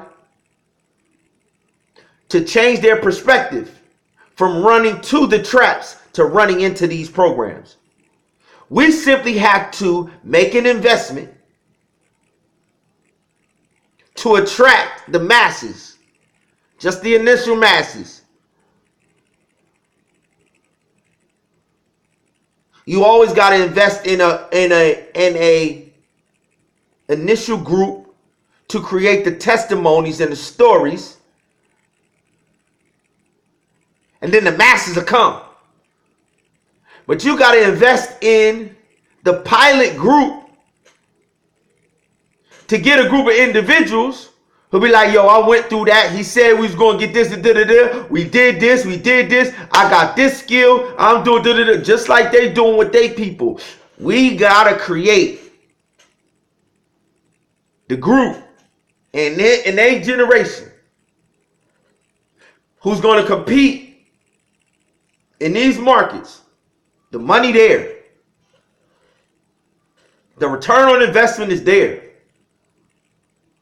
The God-given call to service is there. Everything there. It's just time for us to handle our business. So here's their grooming their young people. Watch. By feeling stuck in school in northern. Watch.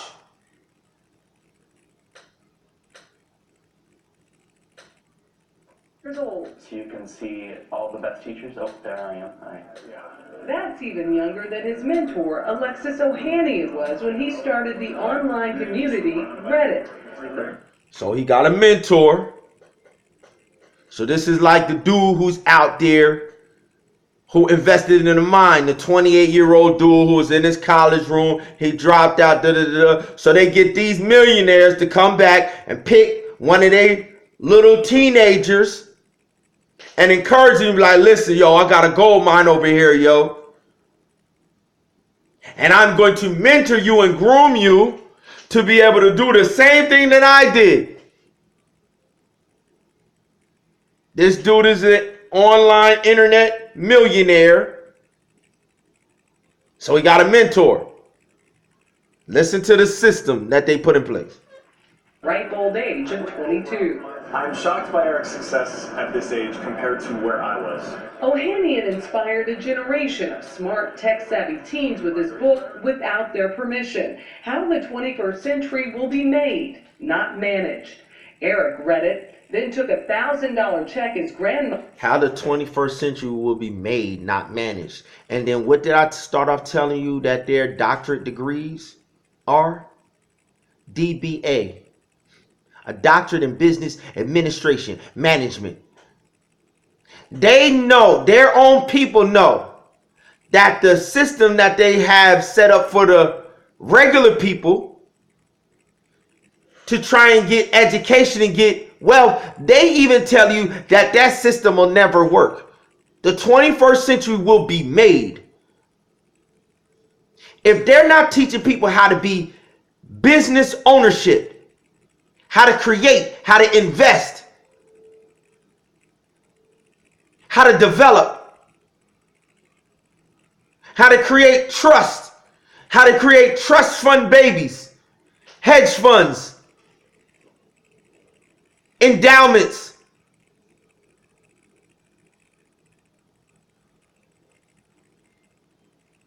No school on earth teaches those things. You cannot go to the best business schools in the world and learn what I just stated. But every last one of they people do it.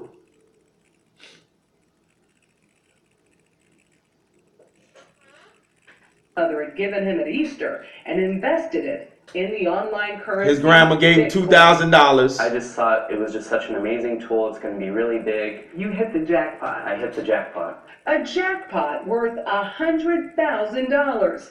Eric was hooked. Grandma gave him $2,000. They gave him a millionaire mentor who was already a technological millionaire. So it's being groomed by an individual who has millions of dollars, who created a business in technology, and then he introduces him to the gold mine, the jackpot. His grandmother gives him $2,000. Listen, we're going to have to break bread. We're going to have to invest in our people. We're going to have to provide financial aid for them to go and get the knowledge and the skills. And when they begin working, the return comes from when they apply the skill, they're going to generate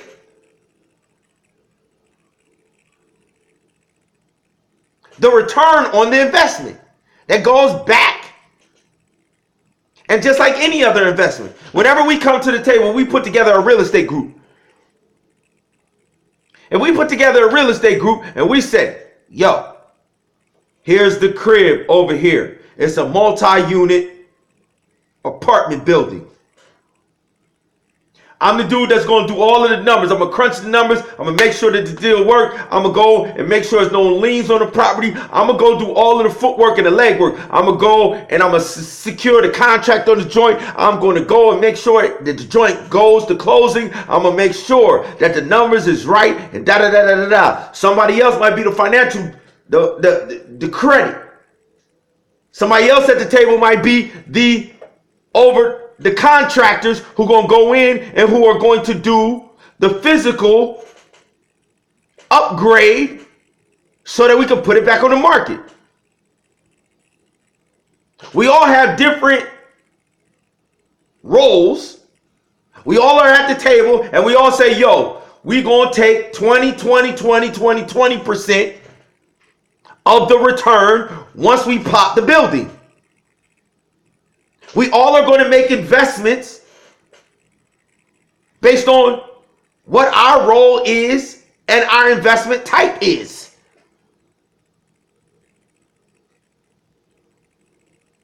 That's what this system is.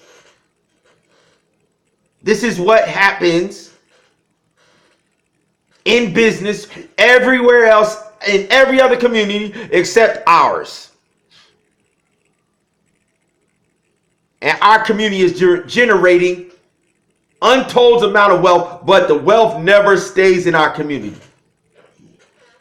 We spend money as soon as we get it. We have been trained to be only consumers and squander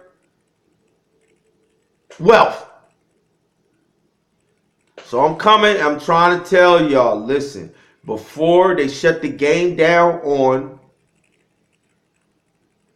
all of our communities, you got a system in place that can compete financially. We've been going blow for blow, block for block. They built their thing, we built our thing. They got millionaires mentoring little shorties.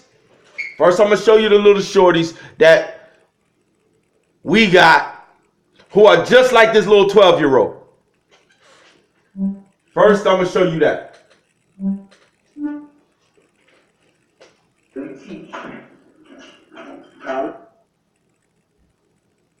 These computers that individuals who saw what we was doing in this community say, yo, we're going to put you in a position to be able to give them the skills that they need. This in a time where they was cutting gym and recreation after 2009 from schools. They was cutting the arts. They was cutting science, technology, engineering, arts, and math. They was cutting everything. And at a time where in our communities they was cutting everything, we was the beacon coming to this community like, yo, we gonna double down. They betting against y'all, we gonna double down. Wow. Guys, can you all pull up your apps of MITS and so they're creating apps. Bitcoin is an app. Ethereum is an app. They can make apps for the Android phone. Apps for your phone. They're creating them right now. This man teaches them robotics. He teaches them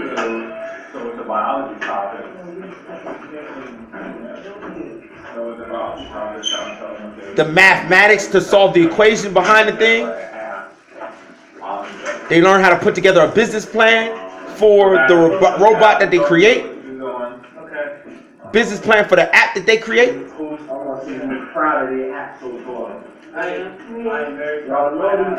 This is me and my sons coming in there.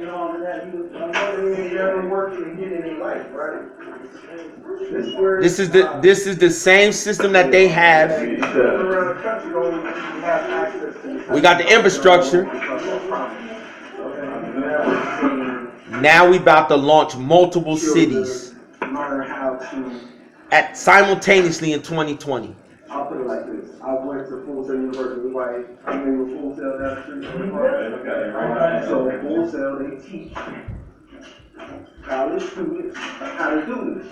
But usually people have to wait till they get to college, and then you have to go to a school like Full Sail who specializes in this before you even have a clue of really. So I'm telling these kids who are in middle school and high school, you are way ahead of the game. They in the game before even the little 15-year-old dude was in the game. They are ahead of him.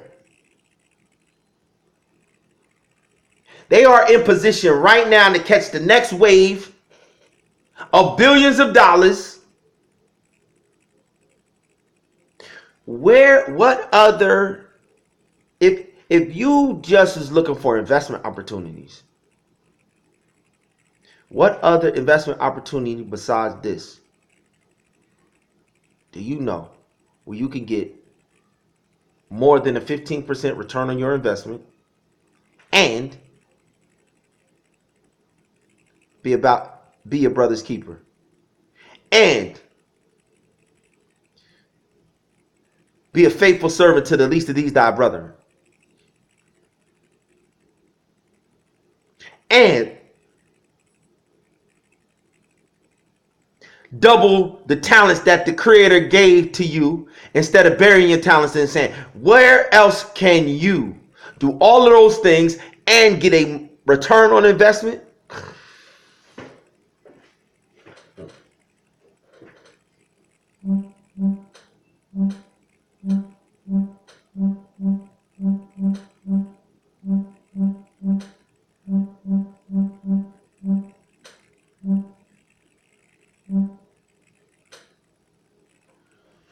So this is what our school is going to do. Would you tell me briefly what the legato? So this is what we're going to do. We're going to challenge our people to learn technology and use and harness technology and use and harness this platform to create solutions in third world places like Ghana, where they telling our people to return and not develop. No, when we go, we're going to develop. We're going to transform. We're going to invest. And I'm just showing you that this is a model that's already up in place that we've added to what we're doing. Identical. So when we talk about raising money, we talk about raising money to do the same exact thing that these schools, and this is a school at MIT.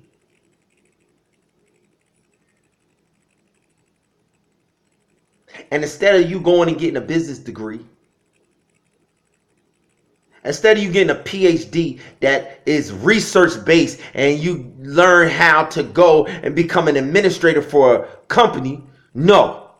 This is the model that we have added to our PhD program. Investment. Create a solution that develops third world emerging markets and allows them to come into first world markets. Create through apps, through the internet, through technology and hard skills and investment, access to resources that allow the third world entrance into first world markets. That's the type of investments that bring huge returns on investments, because you have billions of people in these third world countries, especially in Africa, and especially you have 500 million people in the United States of America. And when we go in our inner cities are third world financial zones. So we ain't got to go far. If we apply this model in our inner cities to the system that we have in place, that mirrors the system where they're creating millionaires left hand and right hand. If we just apply the system in our inner cities to first get the investment model down pat, and then once a wave or a group or a cluster has mastered the skills and their business plan, then they are to go out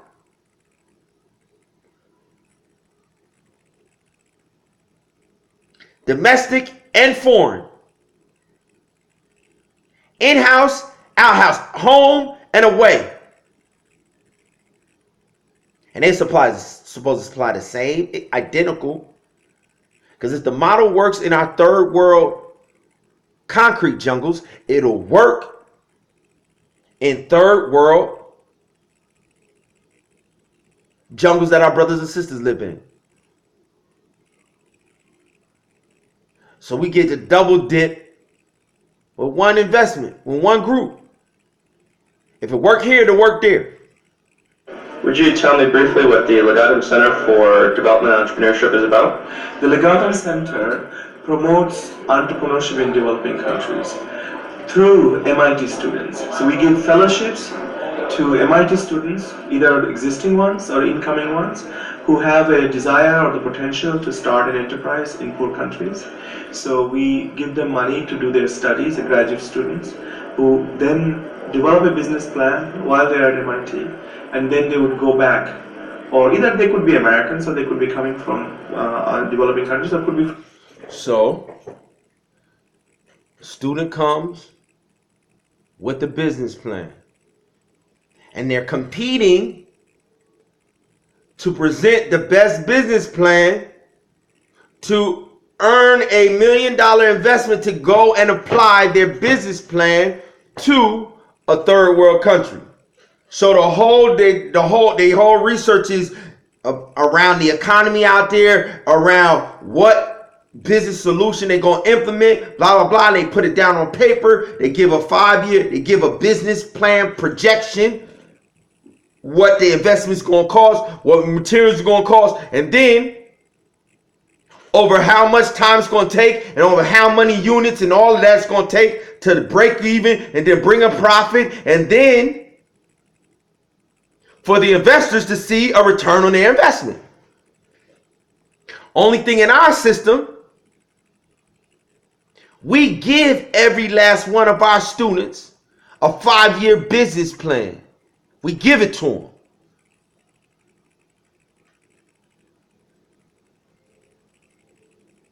They got markets. We just need you to go to the third world country and introduce them to these markets. We need to introduce our people all around the world that there's another platform that you can bring your goods and services online, and we have a group of people over in the States that are willing to consume that which you bring online here, our brother and sisters in our program here. Here's the accounts, here's a phone, here's the app on the phone. And now all we need to do is find out what resource you have here that you can bring to the market and bring online that we want to introduce other people on the platform to be able to consume, so that we can inject economic empowerment into your transforming your local economy. The system is in place, y'all.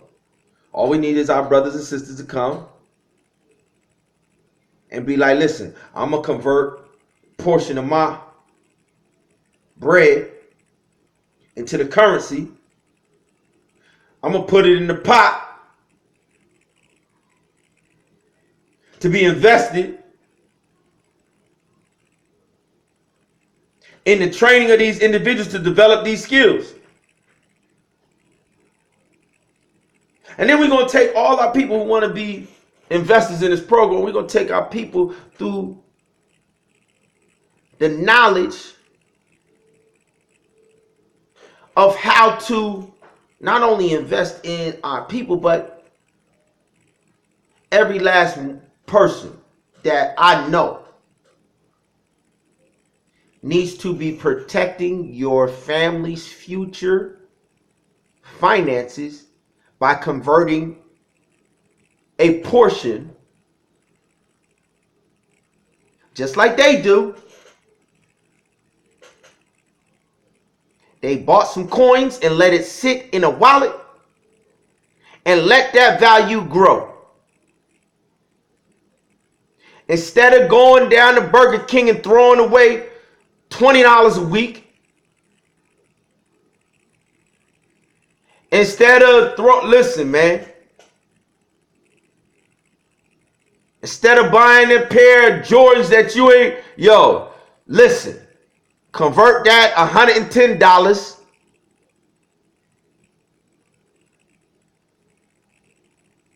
Everybody needs to get. So we creating 9 different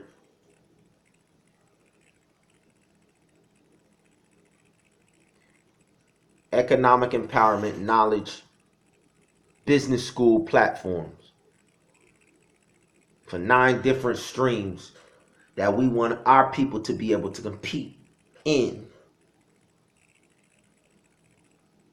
There's 9 different streams, yo.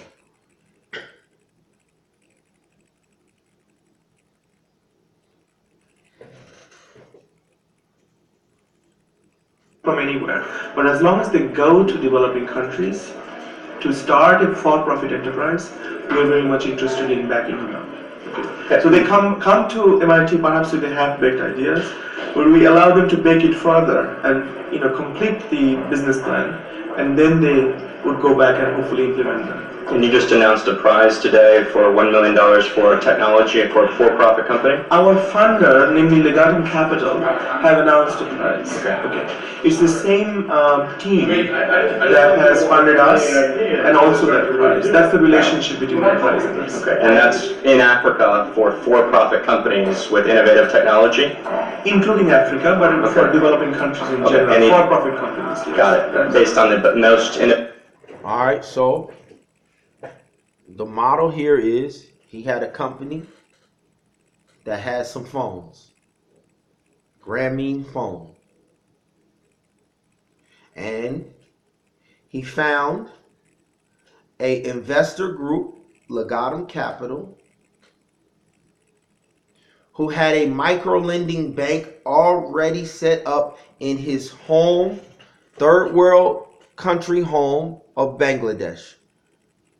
So Legatum Capital was already making micro loans. This is what I'm talking about. We're creating the same exact system. There are some people who are going to see the value in being able to contribute to a micro lending fund, which we have set up to be able to invest in the individuals who will go to open up the third world markets. So he literally went and took technology to the rural areas of Bangladesh where they didn't have any cell phone, they didn't have internet access, none of that. And over a 15-year period, he made the fund billions of dollars, over 200 million cell phones in a 15-year period. They introduced to Bangladesh because third world countries want to be able to come into the third world and trade and communicate and be able to tap into the e-commerce of the Amazons and all of that. They didn't even have landlines in the areas. Only 2 cities, the two biggest cities in all of India had landlines, had telephone lines in the mid-90s when he went over there with Grameen phone. And from 95 to 2000,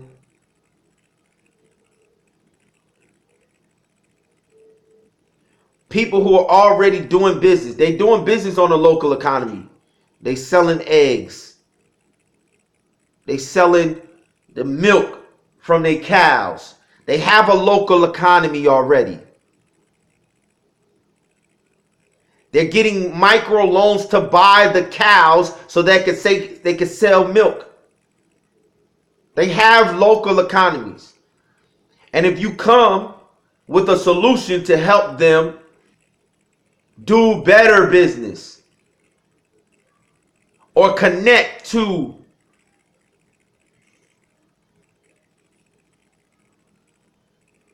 the first world commerce that's going on. So we ain't even got to look at Bangladesh. Look at the South Bronx. South Bronx is just as impoverished in the United States of America as Bangladesh was. Bangladesh might be better off now than South Bronx is right now. So all we're saying is we ain't got to go nowhere. All we got to do is go up I-95, drive all the way up 95, and go to South Bronx, and then partner with my main man, Thomas Felder.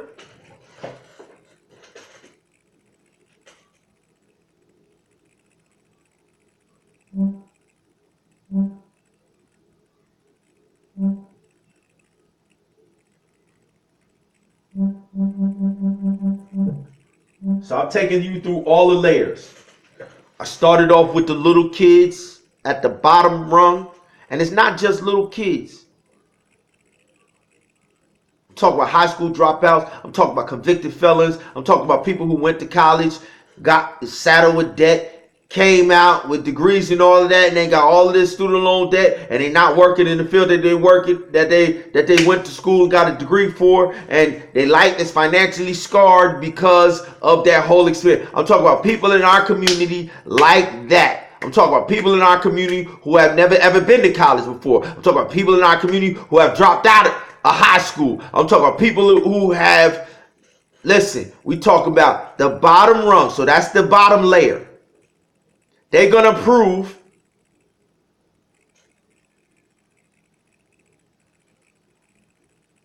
that the fact that they highest business degrees ain't even in the business of creating individuals who could be financially free and generate wealth for themselves. No. Their model is for you to work for somebody and down the road maybe get a position, move up and boom, boom, and then I don't know what their plan is for wealth. They don't have to have a plan for wealth because, like I told y'all before, they designed that system so that their children could manage the inheritance that they was going to hand down from generation to generation. So all they need is a doctorate in business administration to administer the inheritance. Johnson & Johnson wants to keep handing down the Johnson & Johnson family inheritance. So they just want their children to get a degree in administration. But I need my children to break generational curses of poverty and hand down wealth to my grandchildren and my great-grandchildren, so I know that we will never, ever, ever be indebted to nobody ever.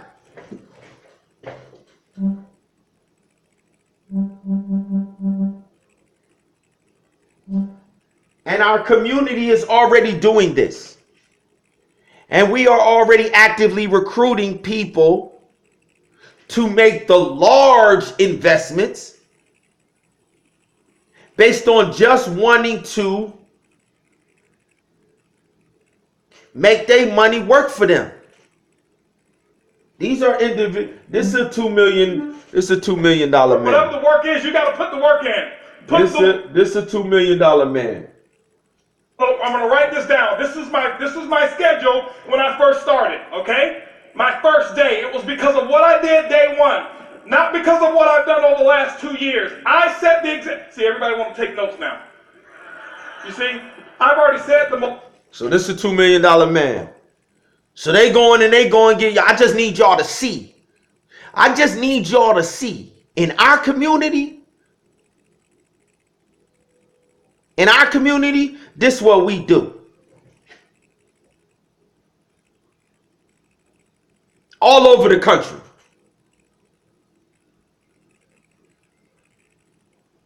This is why they want people to go back.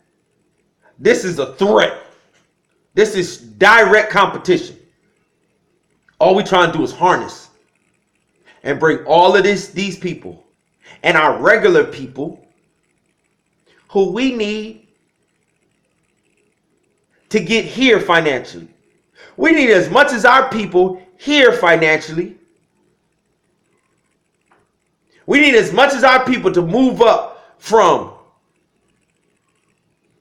poverty, middle class, upper middle class to this. Because when we control this,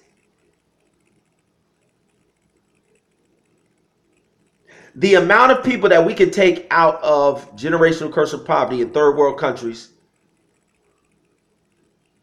we got real power. The more people that we can help to ascend through this system,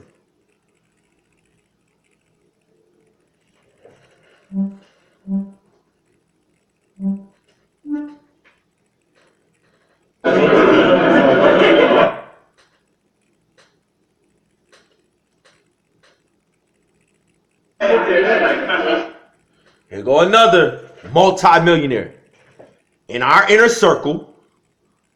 Another multi-millionaire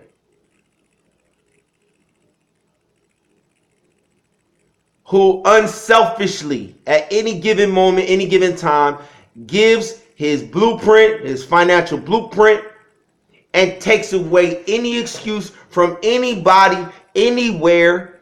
This is why we willing to go into the highways and about any alleyway, whatever, because nobody was worse off than my dude financially.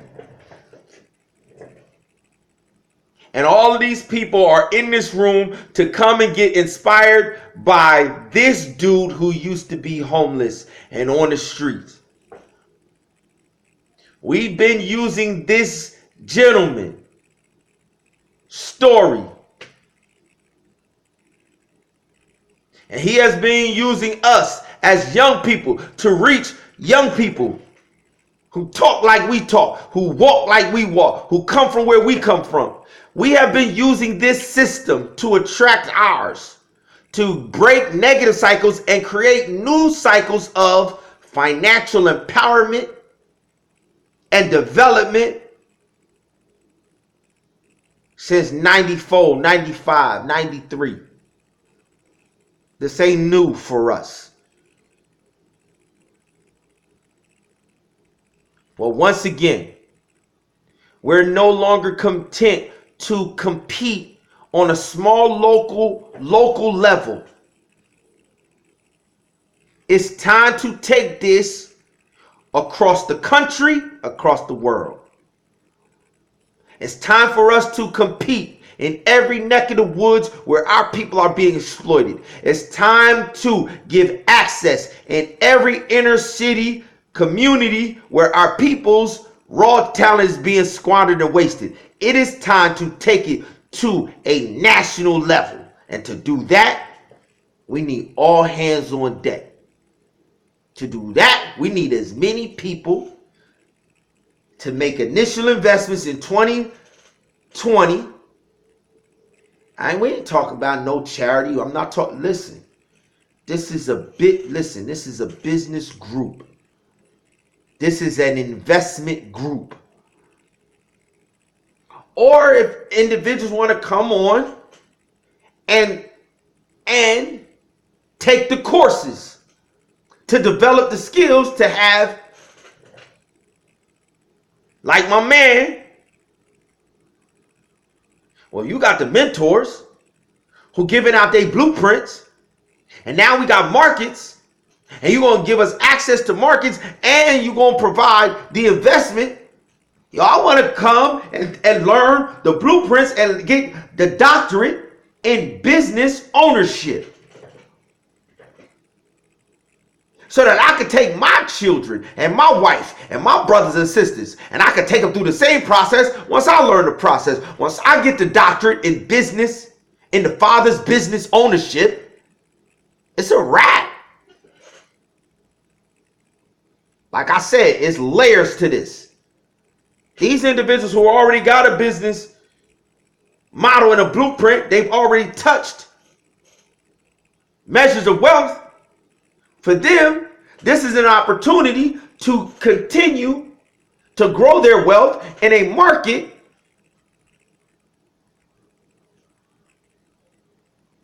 in the best Listen, we already got relationships where we've been breaking bread together. So what better way than to get into these emerging markets than with the partnership and the network that we already got established? For them, this is just, yo, this is a great place.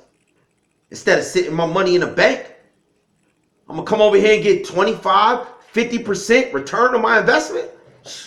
I can't get that in the last real estate deal I did. I can't get that on the stock market. 25 to 50% return.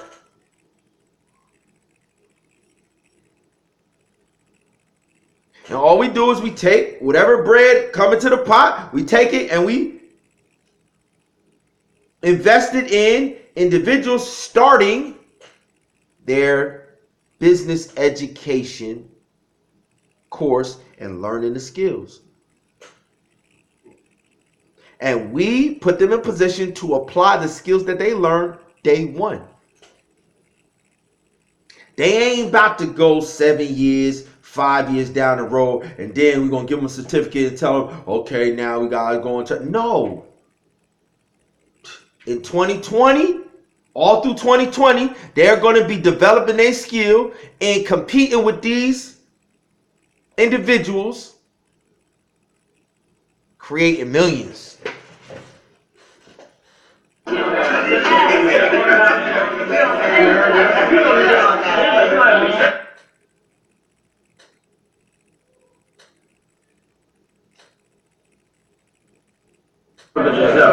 I can understand that. When he spoke to me about saying, when he compared like a human being to being a lion, if you actually do focus on a lion, they are vultures. They're ruthless. When you're hungry, you gotta go out for what you need to do to eat. Like, you're not gonna sit there and starve. To feed your kids, to feed yourself, you gotta teach the others. You gotta teach the younger ones, the younger generation on how to be great. Because in the long run, like the moral of the story, pretty much the moral of the story is the children of the future. You're not gonna teach.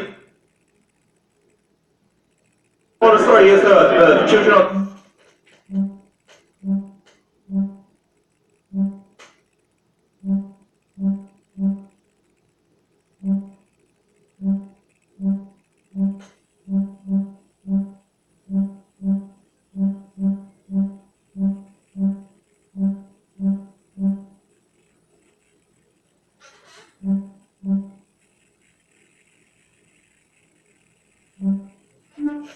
Multi-millionaires.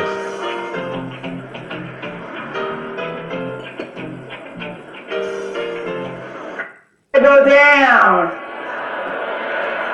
Now, if they don't look like it's about to go down, run.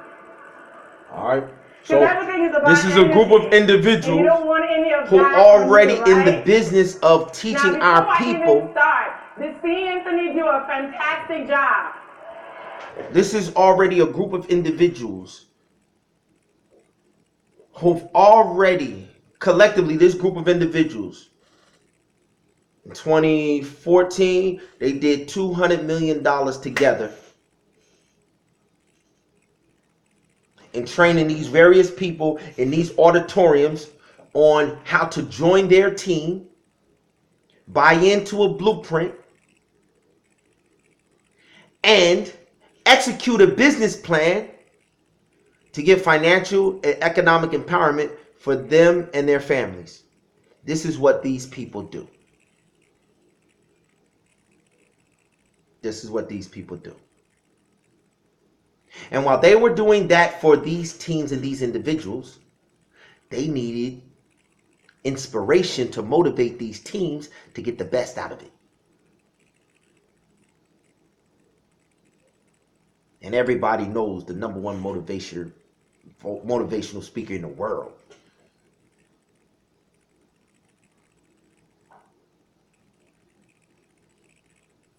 is our right-hand man and our brother,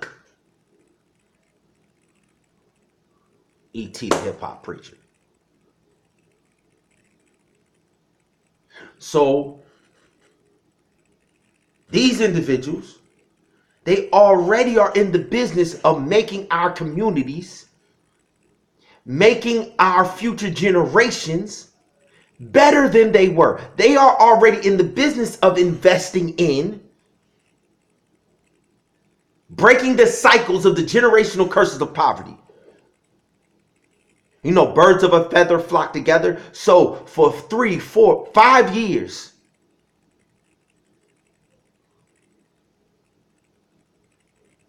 I embedded myself so that I could play on a team of individuals that were on a higher level that would give my people who were struggling on the lowest level access to economic empowerment that our program had never had before.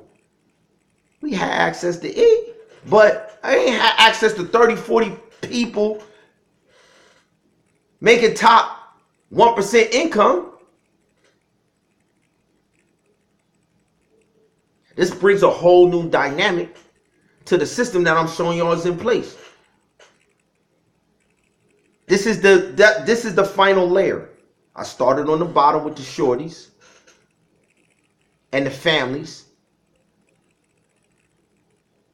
who we want to teach skills to break the generational curse of poverty. That's where we invest. That's identical to the least of these. That's identical to those who receive the broken bread, feeding the 5,000. This is our business plan.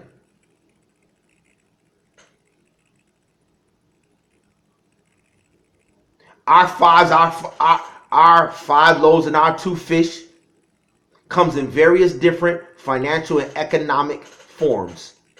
And we're supposed to use all of them. This is what the command about the talents and the Father coming to receive a return on the investment. This is what we commanded to do. And there was a punishment for the individual who was unfaithful with whatever measure of financial resources that he allowed to come. I don't care how much I let come to you. Use whatever measure I let come in your life. Don't worry about the dude who got 5. Don't worry about the dude who got 10. If you got 1, you better have 2 when I come back to inspect.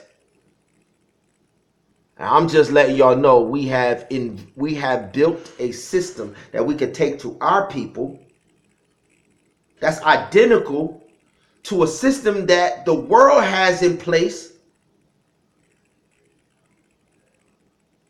in right now in areas that's really off limits to the majority of our people.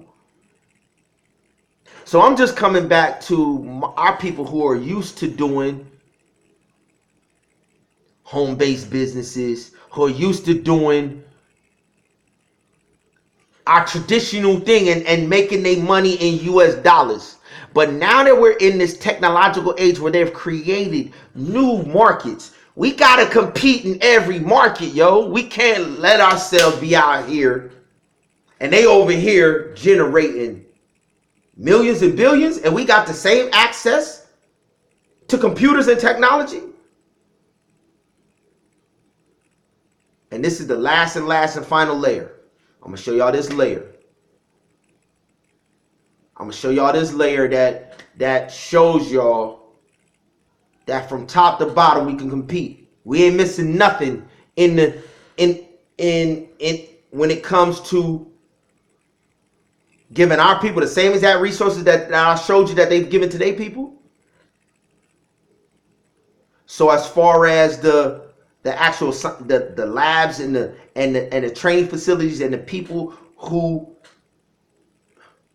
have invested in infrastructure where we can bring people to sit down weekly, and we got those facilities. I showed y'all that. I showed you the video where I sat down with my son. It's 8 of them that it's 8 of them. From 22 down to 7. We got every demographic covered. First grade up to middle school, then we get to middle school, the 5th through 8th grade, that's called the forgotten middle. That is the slice where they're creating our new prisons based off of the test scores and the grade scores of the individuals from 5th grade to 8th grade. They know how many people go into prison in our neighborhoods. Based off of that, it's called the forgotten middle. Harvard did the study. We grabbed that study in 98. And we've been designing our program targeting taking the forgotten middle off the table.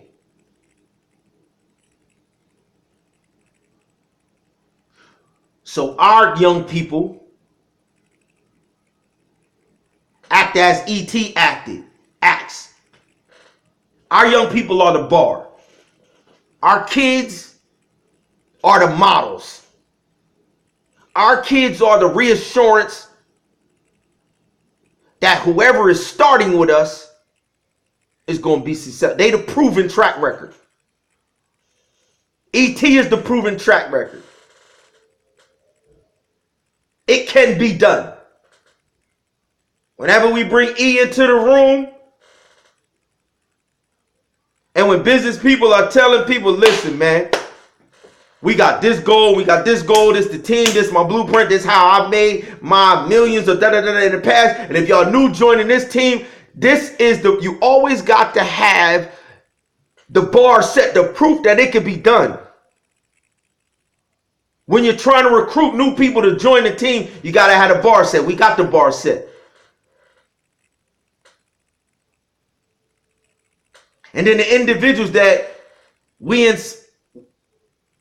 gave access to E, and then they inspired new people to run, and they generated $200 million. 3 years in a row, they generated $200 million in sales. And we kept coming back, and we kept inspiring, we kept breaking bread.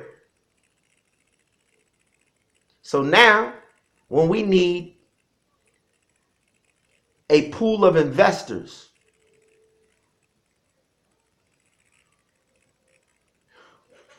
who already want to break cycles and help our people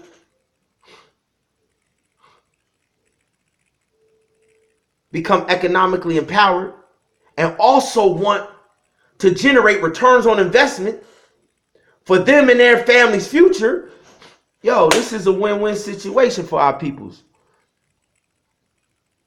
And then the last and final layer, we got to have the technological advancement to be able to compete and break ground and take the lead in these markets. And I'm a 3-time graduate of a university called Full Sail University. And I started a business at Full Sail University and took it through my bachelor's and took it through my master's program and created a campus organization, a networking organization that pools all of the degree programs of the #1 technological school in film, graphic design, graphic arts, animation, recording arts, game design, motion capture, you name it. We do it at our school. And I got 2 campus organizations of individuals who have all of the skills in the world, but need a business to demonstrate those skills with. They need a business model. They need a market. They need businesses and individuals who are in business who need their skills. And all I'm doing is I'm bringing all 5, 6, 7 of these layers, different layers, together and saying, we're going to go and compete in this market. I'm going to turn y'all skills loose, turn y'all finances loose, and we're going to sit at the table just like a savvy investment group does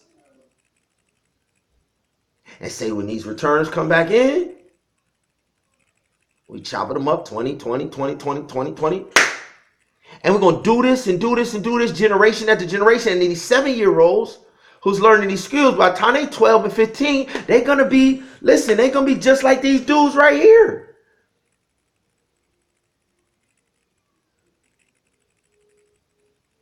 My 7-year-old is coding.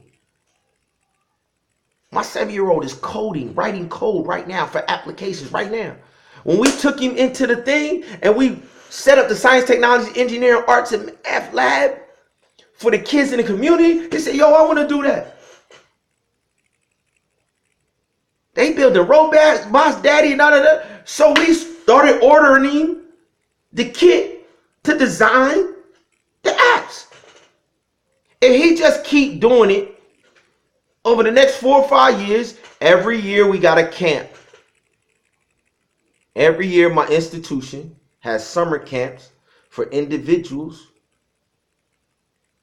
who are doing all of these skills. So throughout the year, while they applying anything, then they come to the summer camp, and the summer camp take them to the whole next level. Then they leave, they go back to school in the fall, and all throughout the fall, and the after school programs and all that, they applying it. They shooting film, they editing it, they at all of our sports leagues, broadcasting it, streaming it. No longer will our acting groups go around the world and perform for free, just on name recognition. When we got Tyler Perry over here building studios off of lesser content, no longer will my institutions be talking about they struggling. No, we're going to set up endowments and we're going to pay for our people to take these pipelines and these skills through those institutions, and we're going to pay the tuition, and we're going to subsidize the tuition, and we're going to treat this thing like a business, and we're going to reinvest in our facilities, and we're going to reinvest and expand our facilities so that more individuals with these skills coming through this pipeline go to our institutions and then reapply those skills at our institutions on behalf of our institutions. Fundraise for what? We got the best choir in the world, best drama group in the world, best basketball players in the world, best football players in the world, best track artists in the world. What are we fundraising for? All we got to do is conduct business like adults. All we got to do is apply our Father's business plan, our Father's blessings, His first fruits commands that we will be fruitful. All we got to do is get in the game.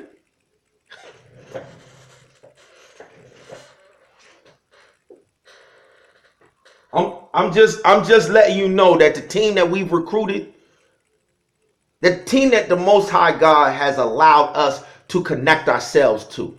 The word says birds of a feather flock together. I was distraught in 2009 when the economy set us back and we lost half of the individuals that was receiving resources in our joint.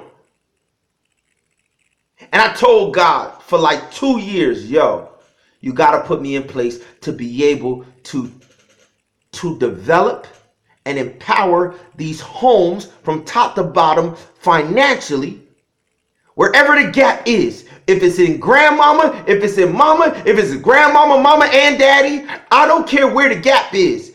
Everybody got to be made whole. I can't focus just on the kids and the adults, and everybody else who are the breadwinners is broken. And I only had to pray it for 2 years. In 2012, he sent me a 28-year-old multi-millionaire who was taking people who had no college experience, no tax experience, and I ran with him for 2 years, and he made, listen, he opened up like 26 different and when I saw his business model and his marketing model, and yo, Haitian immigrant, once again, no excuse. 28 years old in Orlando, Florida, opened up like 26 different tax offices. You talk about grind. You talk about work ethic. You talk about marketing.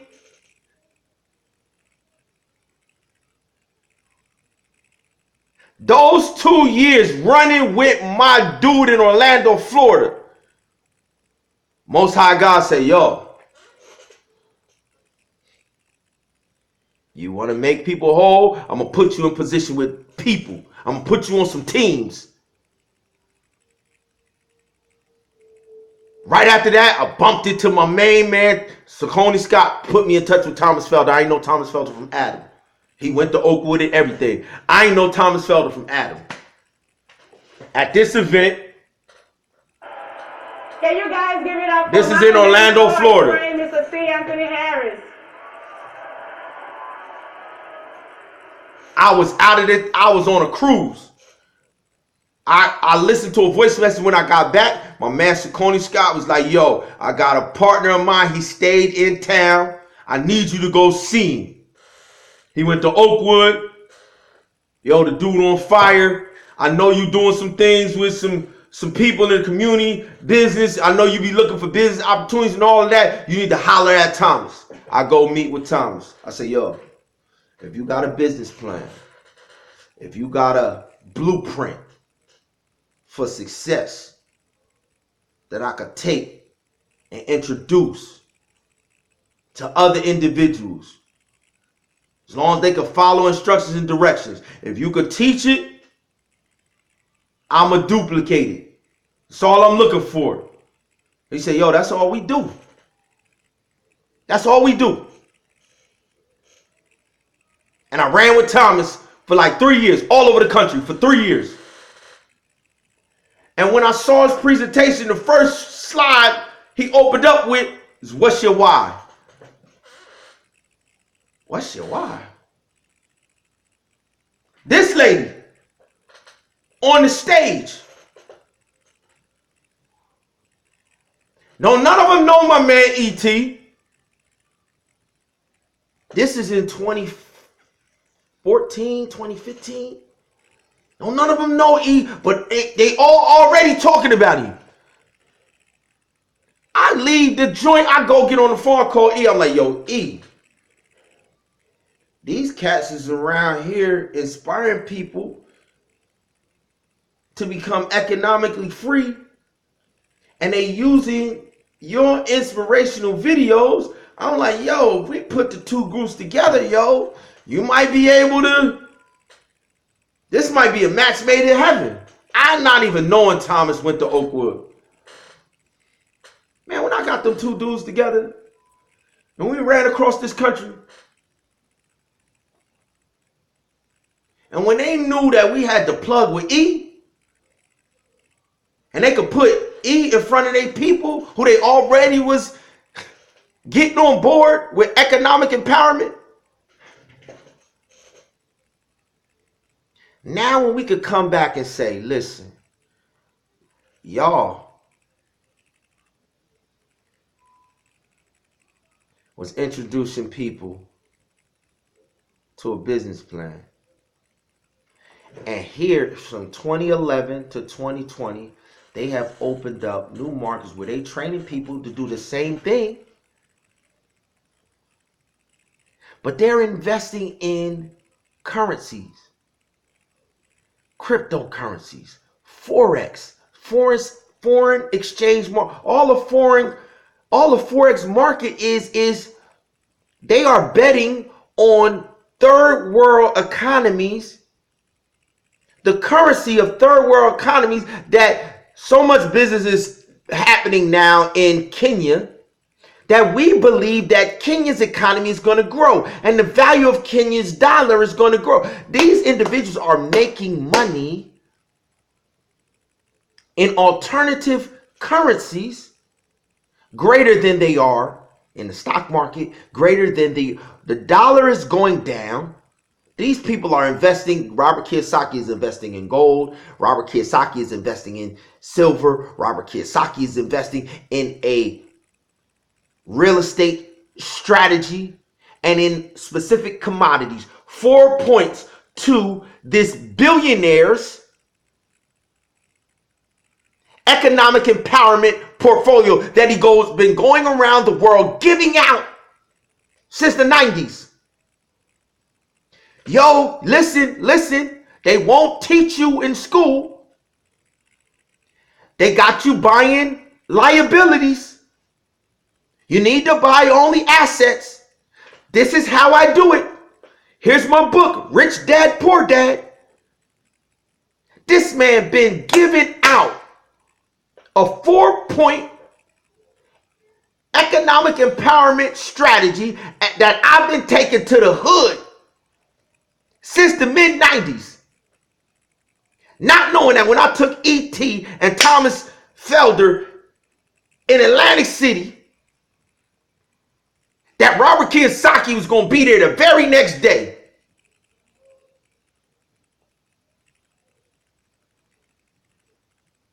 The same dude that I've been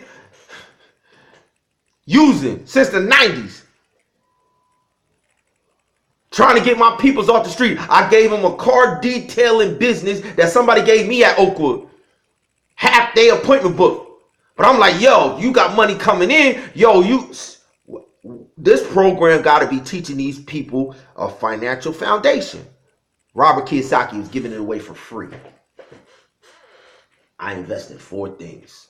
4 things. Gold, silver.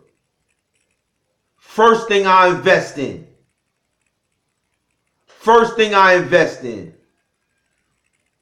Real estate. Not a house. Multi-unit. If you got to start off with a duplex, I start off with a multi-unit.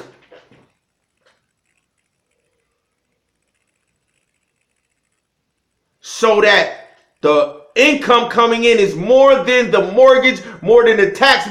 That is what an asset is. And when I understood the concept, an asset is something that puts money in your pocket.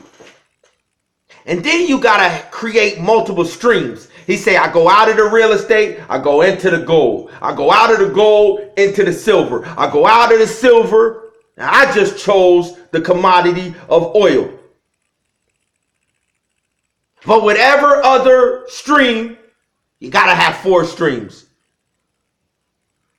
Then you go from sole proprietor to small business. Sole proprietor to a corporation. From corporation to a small business. From small business to investor. You want to get on the right side of money. Business, investor.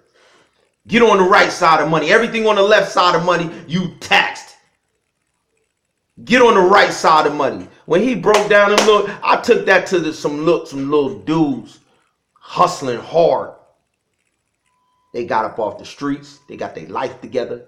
They got back in school. They was getting money. They was playing basketball. They came to church.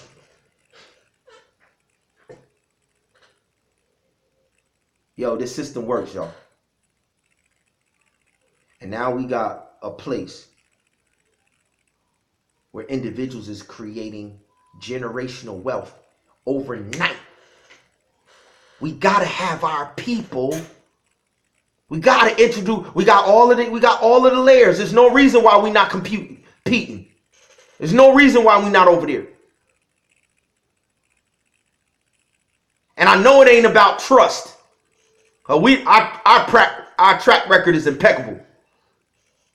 We investing. Me and my wife investing in this. Yo, when we dead broke on deathbeds, yo, no matter what, we're gonna break bread on this because we've been called to do it. But the damage we could do if our people just see this for what it is, see this small window of opportunity for what it is.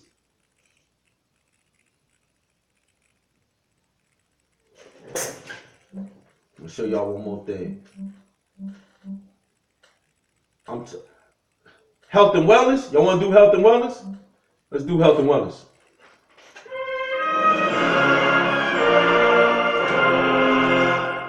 Talk about multi-millionaires Marty Israel win. Also a 5-time boxing champion. Fought with Layla Ali.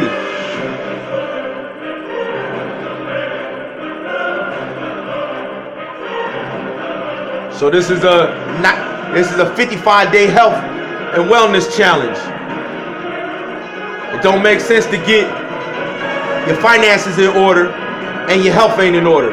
It don't make sense.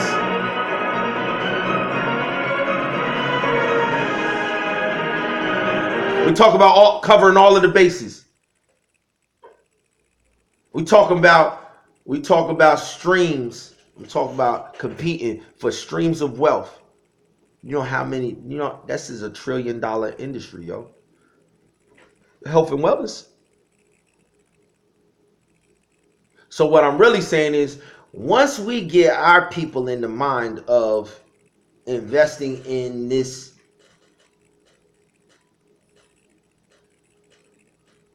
educational system of business ownership, the inspirational tour that we created to inspire these people's teams is called Just Own It. Just own it. It's that simple. Just own it. Just own your health. Just own your family. Just own your finances.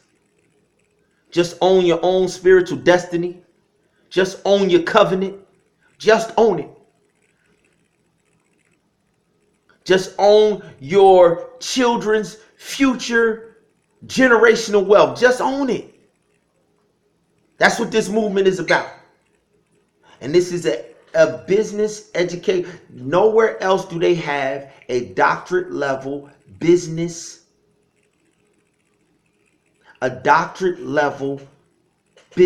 school for ownership. The only doctorate level business courses are for administration. Doctorate level business administration, a DBA. That is a glorified secretary. That is a high paying job. And when I understood that, that is an opportunity for us. That is an opportunity for us to create the model of doctorate level business school of ownership. Just own it. I'm gonna show you one more time. Y'all could be here all day. This lady make over 10 million. Gatorade Zero. Loser guys. All the electrolytes, zero sugar.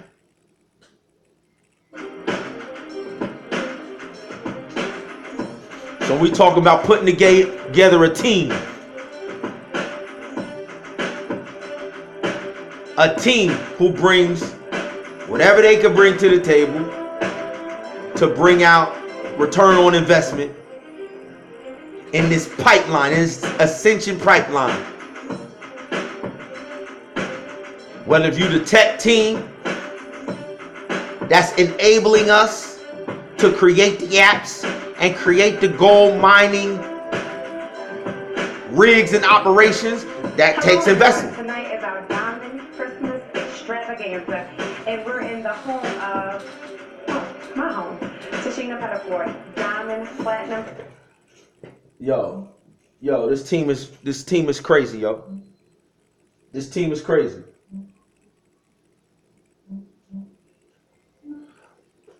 And in 2006, I sat down with E and told him we was gonna be here. I think that this message is a message that needs to get out throughout the world. 14 years ago. We know that the media, the entertainment media, the multimedia is what's that medium that you get that out. You look at BET and VH1 and ABC and Fox, etc. You look at how they're able to get their message out. How they're able to get their message out. Internship, where individuals could come and work with us to shoot all of our conferences, to shoot our speeches that we do on major university campuses.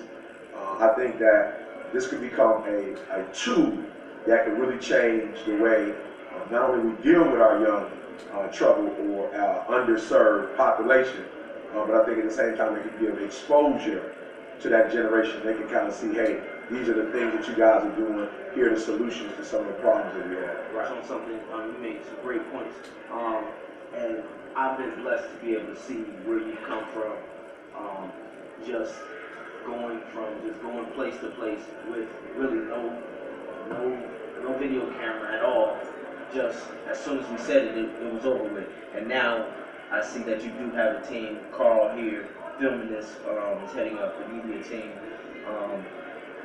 But the future of where Break the Cycle, we talked about it a little bit. I want you to elaborate on where the future, maybe some conferences and how we started out smaller, but it's expanded.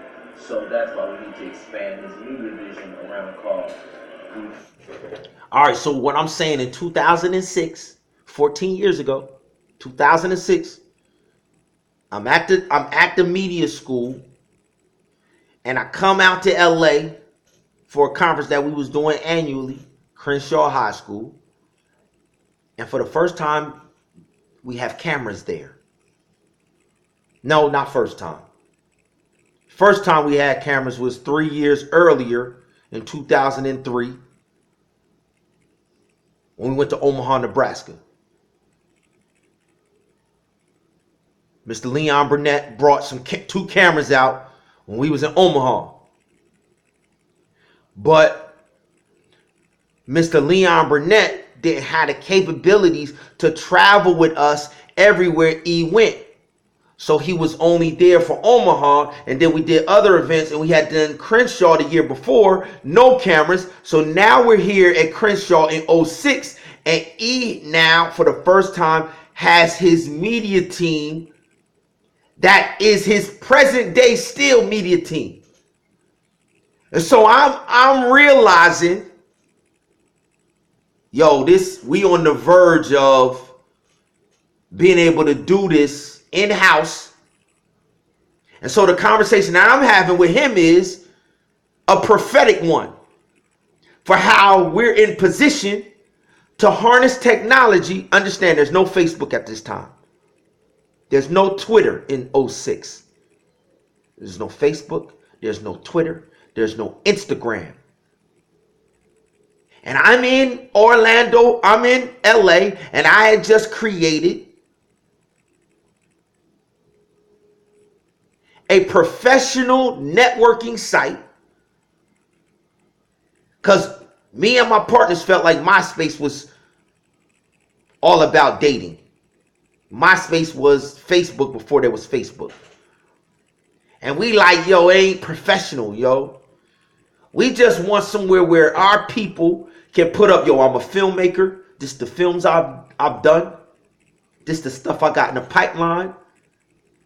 This my editing platform. This the hardware that I got. These the soft skills that I got. Boom, put it up there. And then we could network, we could do jobs, we could get work, we could collaborate, and we could launch. So I'm down there in LA, and I'm like, we about to go somewhere with this technology in Florida. We on fire right now. And then I get there and I see, you got cameras, E? You got a team in-house that's rolling with you? I'm like, we got to do this video, and we got to tell the people where we going to take this. Because prior to 06, we going in there, we lighting the place up. And then everybody on fire, but we ain't even capture it. It was an underground movement for 10 years. We tearing the country up for 10 years underground. And as soon as we walk out the door, it might have been the most fire motivational, but it was gone. So in 06, I'm saying, E, we are on the verge. And sure enough, my man took them cameras. And for 2 years straight, he did Thank God It's Monday. Thank God It's Monday. Thank God It's Monday. And next thing you know, we went from him talking about, we obscure, to household name. And I'm trying to tell y'all right now, off of what they've done with this billions lot. Yo, I'm about to show you. These young boys done tapped into $60 billion in 2 years, y'all. $60 billion in the Ethereum market in 2 years. And if we mess around in an old, outdated financial system, in an old, outdated educational business model, in an old, outdated, and if they do to the US dollar what they've done to Zimbabwe and Venezuela, and our families are not protected, it ain't nobody's fault but ours. If we don't move our money to the same place they moving their money, and I don't have time to really prove it, but when I realized that this was deliberate, they interviewed Warren Buffett. They asked Warren Buffett, what did he think about Bitcoin? And he was like, it's a sham, it's this, it's that, it's this. And then his right-hand man for Berkshire Hathaway, his right-hand investor, has been over in China for 30 years.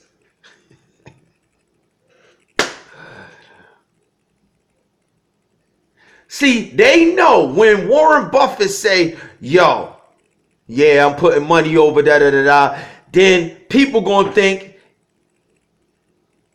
oh, that's the sign we all need to be over there. You can't find him putting his endorsement on it, but why you got your right-hand man over here investing in it? If you ain't willing to come out publicly and put your endorsement on it, how you got your right-hand man making money hand over fist? But because you know you have been billed as the financial stock market man, you won't put your public endorsement on it, but you're going to go over there and make the money? If that ain't a sign that some portion of our investment group money need to be in putting our children in position to do this.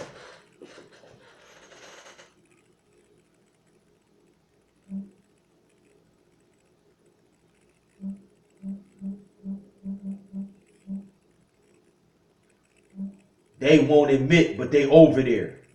Come on, bruh.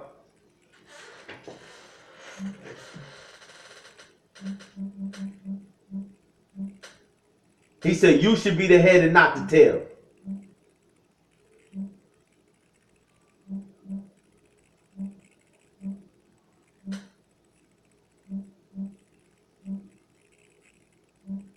This is the other reason we got to get in the game.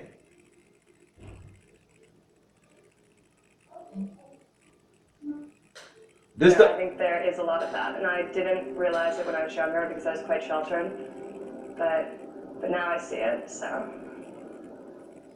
I remember, being picked up from school to go on holidays in a limousine being this huge thing. I remember being so upset with my father when, he would do that. I remember, making him, either, park around the block, and I would, scurry down the street and around the corner. And that's a true story. I really did that a couple times. I remember just, being no, I'm not rich. I don't have any money. And, really telling people that. Making an effort to identify with, maids working in our house or, babysitters or, whoever. And trying to convince them, as though there was any, they were living in our house, for Christ's sakes, My dad brought us up, always telling us we were poor. We never were given too many presents, and I didn't know anything about the Vanderbilts or the Whitneys. I didn't know anything about it, and I remember when I was a little kid, my mom let me spend the day with my uncle, and he took me to Grand Central Station, and he said, "This is yours." I mean, that's just the worst thing. He took, and he'd just take me all around New York, and and be like, yes, we own this. And it was the dumbest thing. So this is called Born Rich, right? These are all the heirs of the Vanderbilts, the Whitneys, the Trumps, Mayor Michael Bloomberg, his daughters is on here. So this is called Born Rich, right? This is called Born Rich. Being upset because the manager did not. Rich kids in LA, right? Your watch. Bananas. Thank you. I love that. I got it for my birthday last year. Cute. What is the tea? Any drama? Magic Johnson, son. Born Rich. You know that. Born Rich. Magic Johnson, son. Rich kids in LA.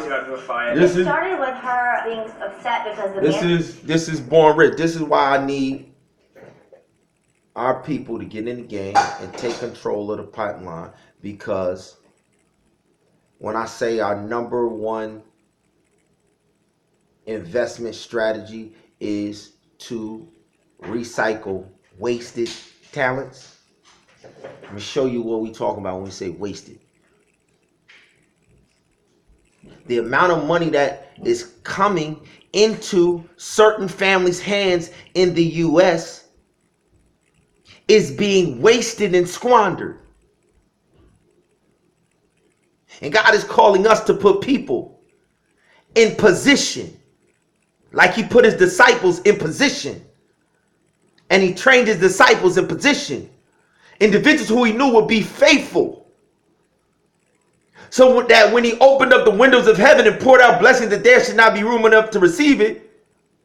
That unlike the Hebrews in the Sanhedrin, who had to hook up with Caesar and had to hook up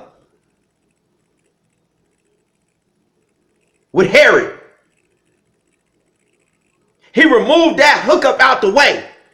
And for 3 years, he trained 12 to be faithful, to break bread, to sacrifice, to present themselves as a living sacrifice. For 3 years, he took individuals through fiery furnace trials and tribulations to test their character.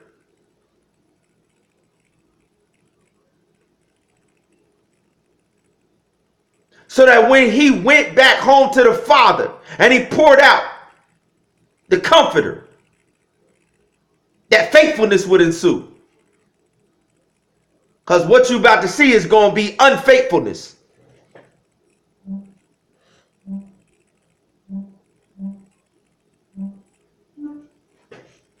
I was in 12. Once again, that was Magic Johnson's son, Rich Kids in LA. Once again, that was Magic Johnson's son. The same Magic Johnson who just came down to Oakwood University. Came down to Oakwood University. Was talking about how he was about to leave TNT. So that he could go to church more and reestablish his connection with God. This his testimony he gave at Oakwood. And he writes a check for $500,000. I'm leaving TNT. I'm going to get closer to God. I'm going to give y'all $500,000. And then he reemerges as the president of basketball operations for the Lakers.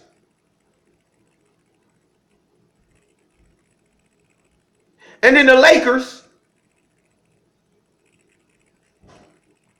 on Christmas Day, they do a basketball game and they charge $10,000 a ticket. $15,000 a ticket, floor side.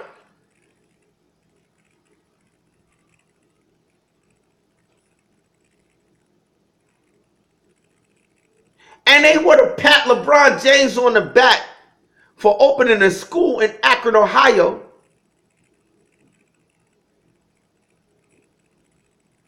When you and Magic came from the most deplorable slums. Both these dudes came from slum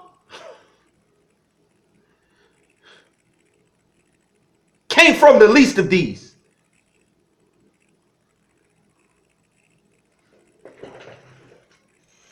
And Skid Row in LA? And homelessness. It's existed for decades and has dogged successive mayoral administrations that have tried to eradicate it. This Skid Row. Skid Row. In LA. And is home to an estimated 2,000 members of Los Angeles County's homeless community. LA has one of the highest rents in the nation. And the reason why there's so many tents out here is because people can't afford to live in a house. Steve Richardson, who goes by the name General Dogon, is an activist at the LA Community Action Network. Which it's higher now than it has ever been. The majority of the people that you see sleeping on the streets are black, and these are folks that have fell through the poverty level. It makes me really mad. Along the subject of local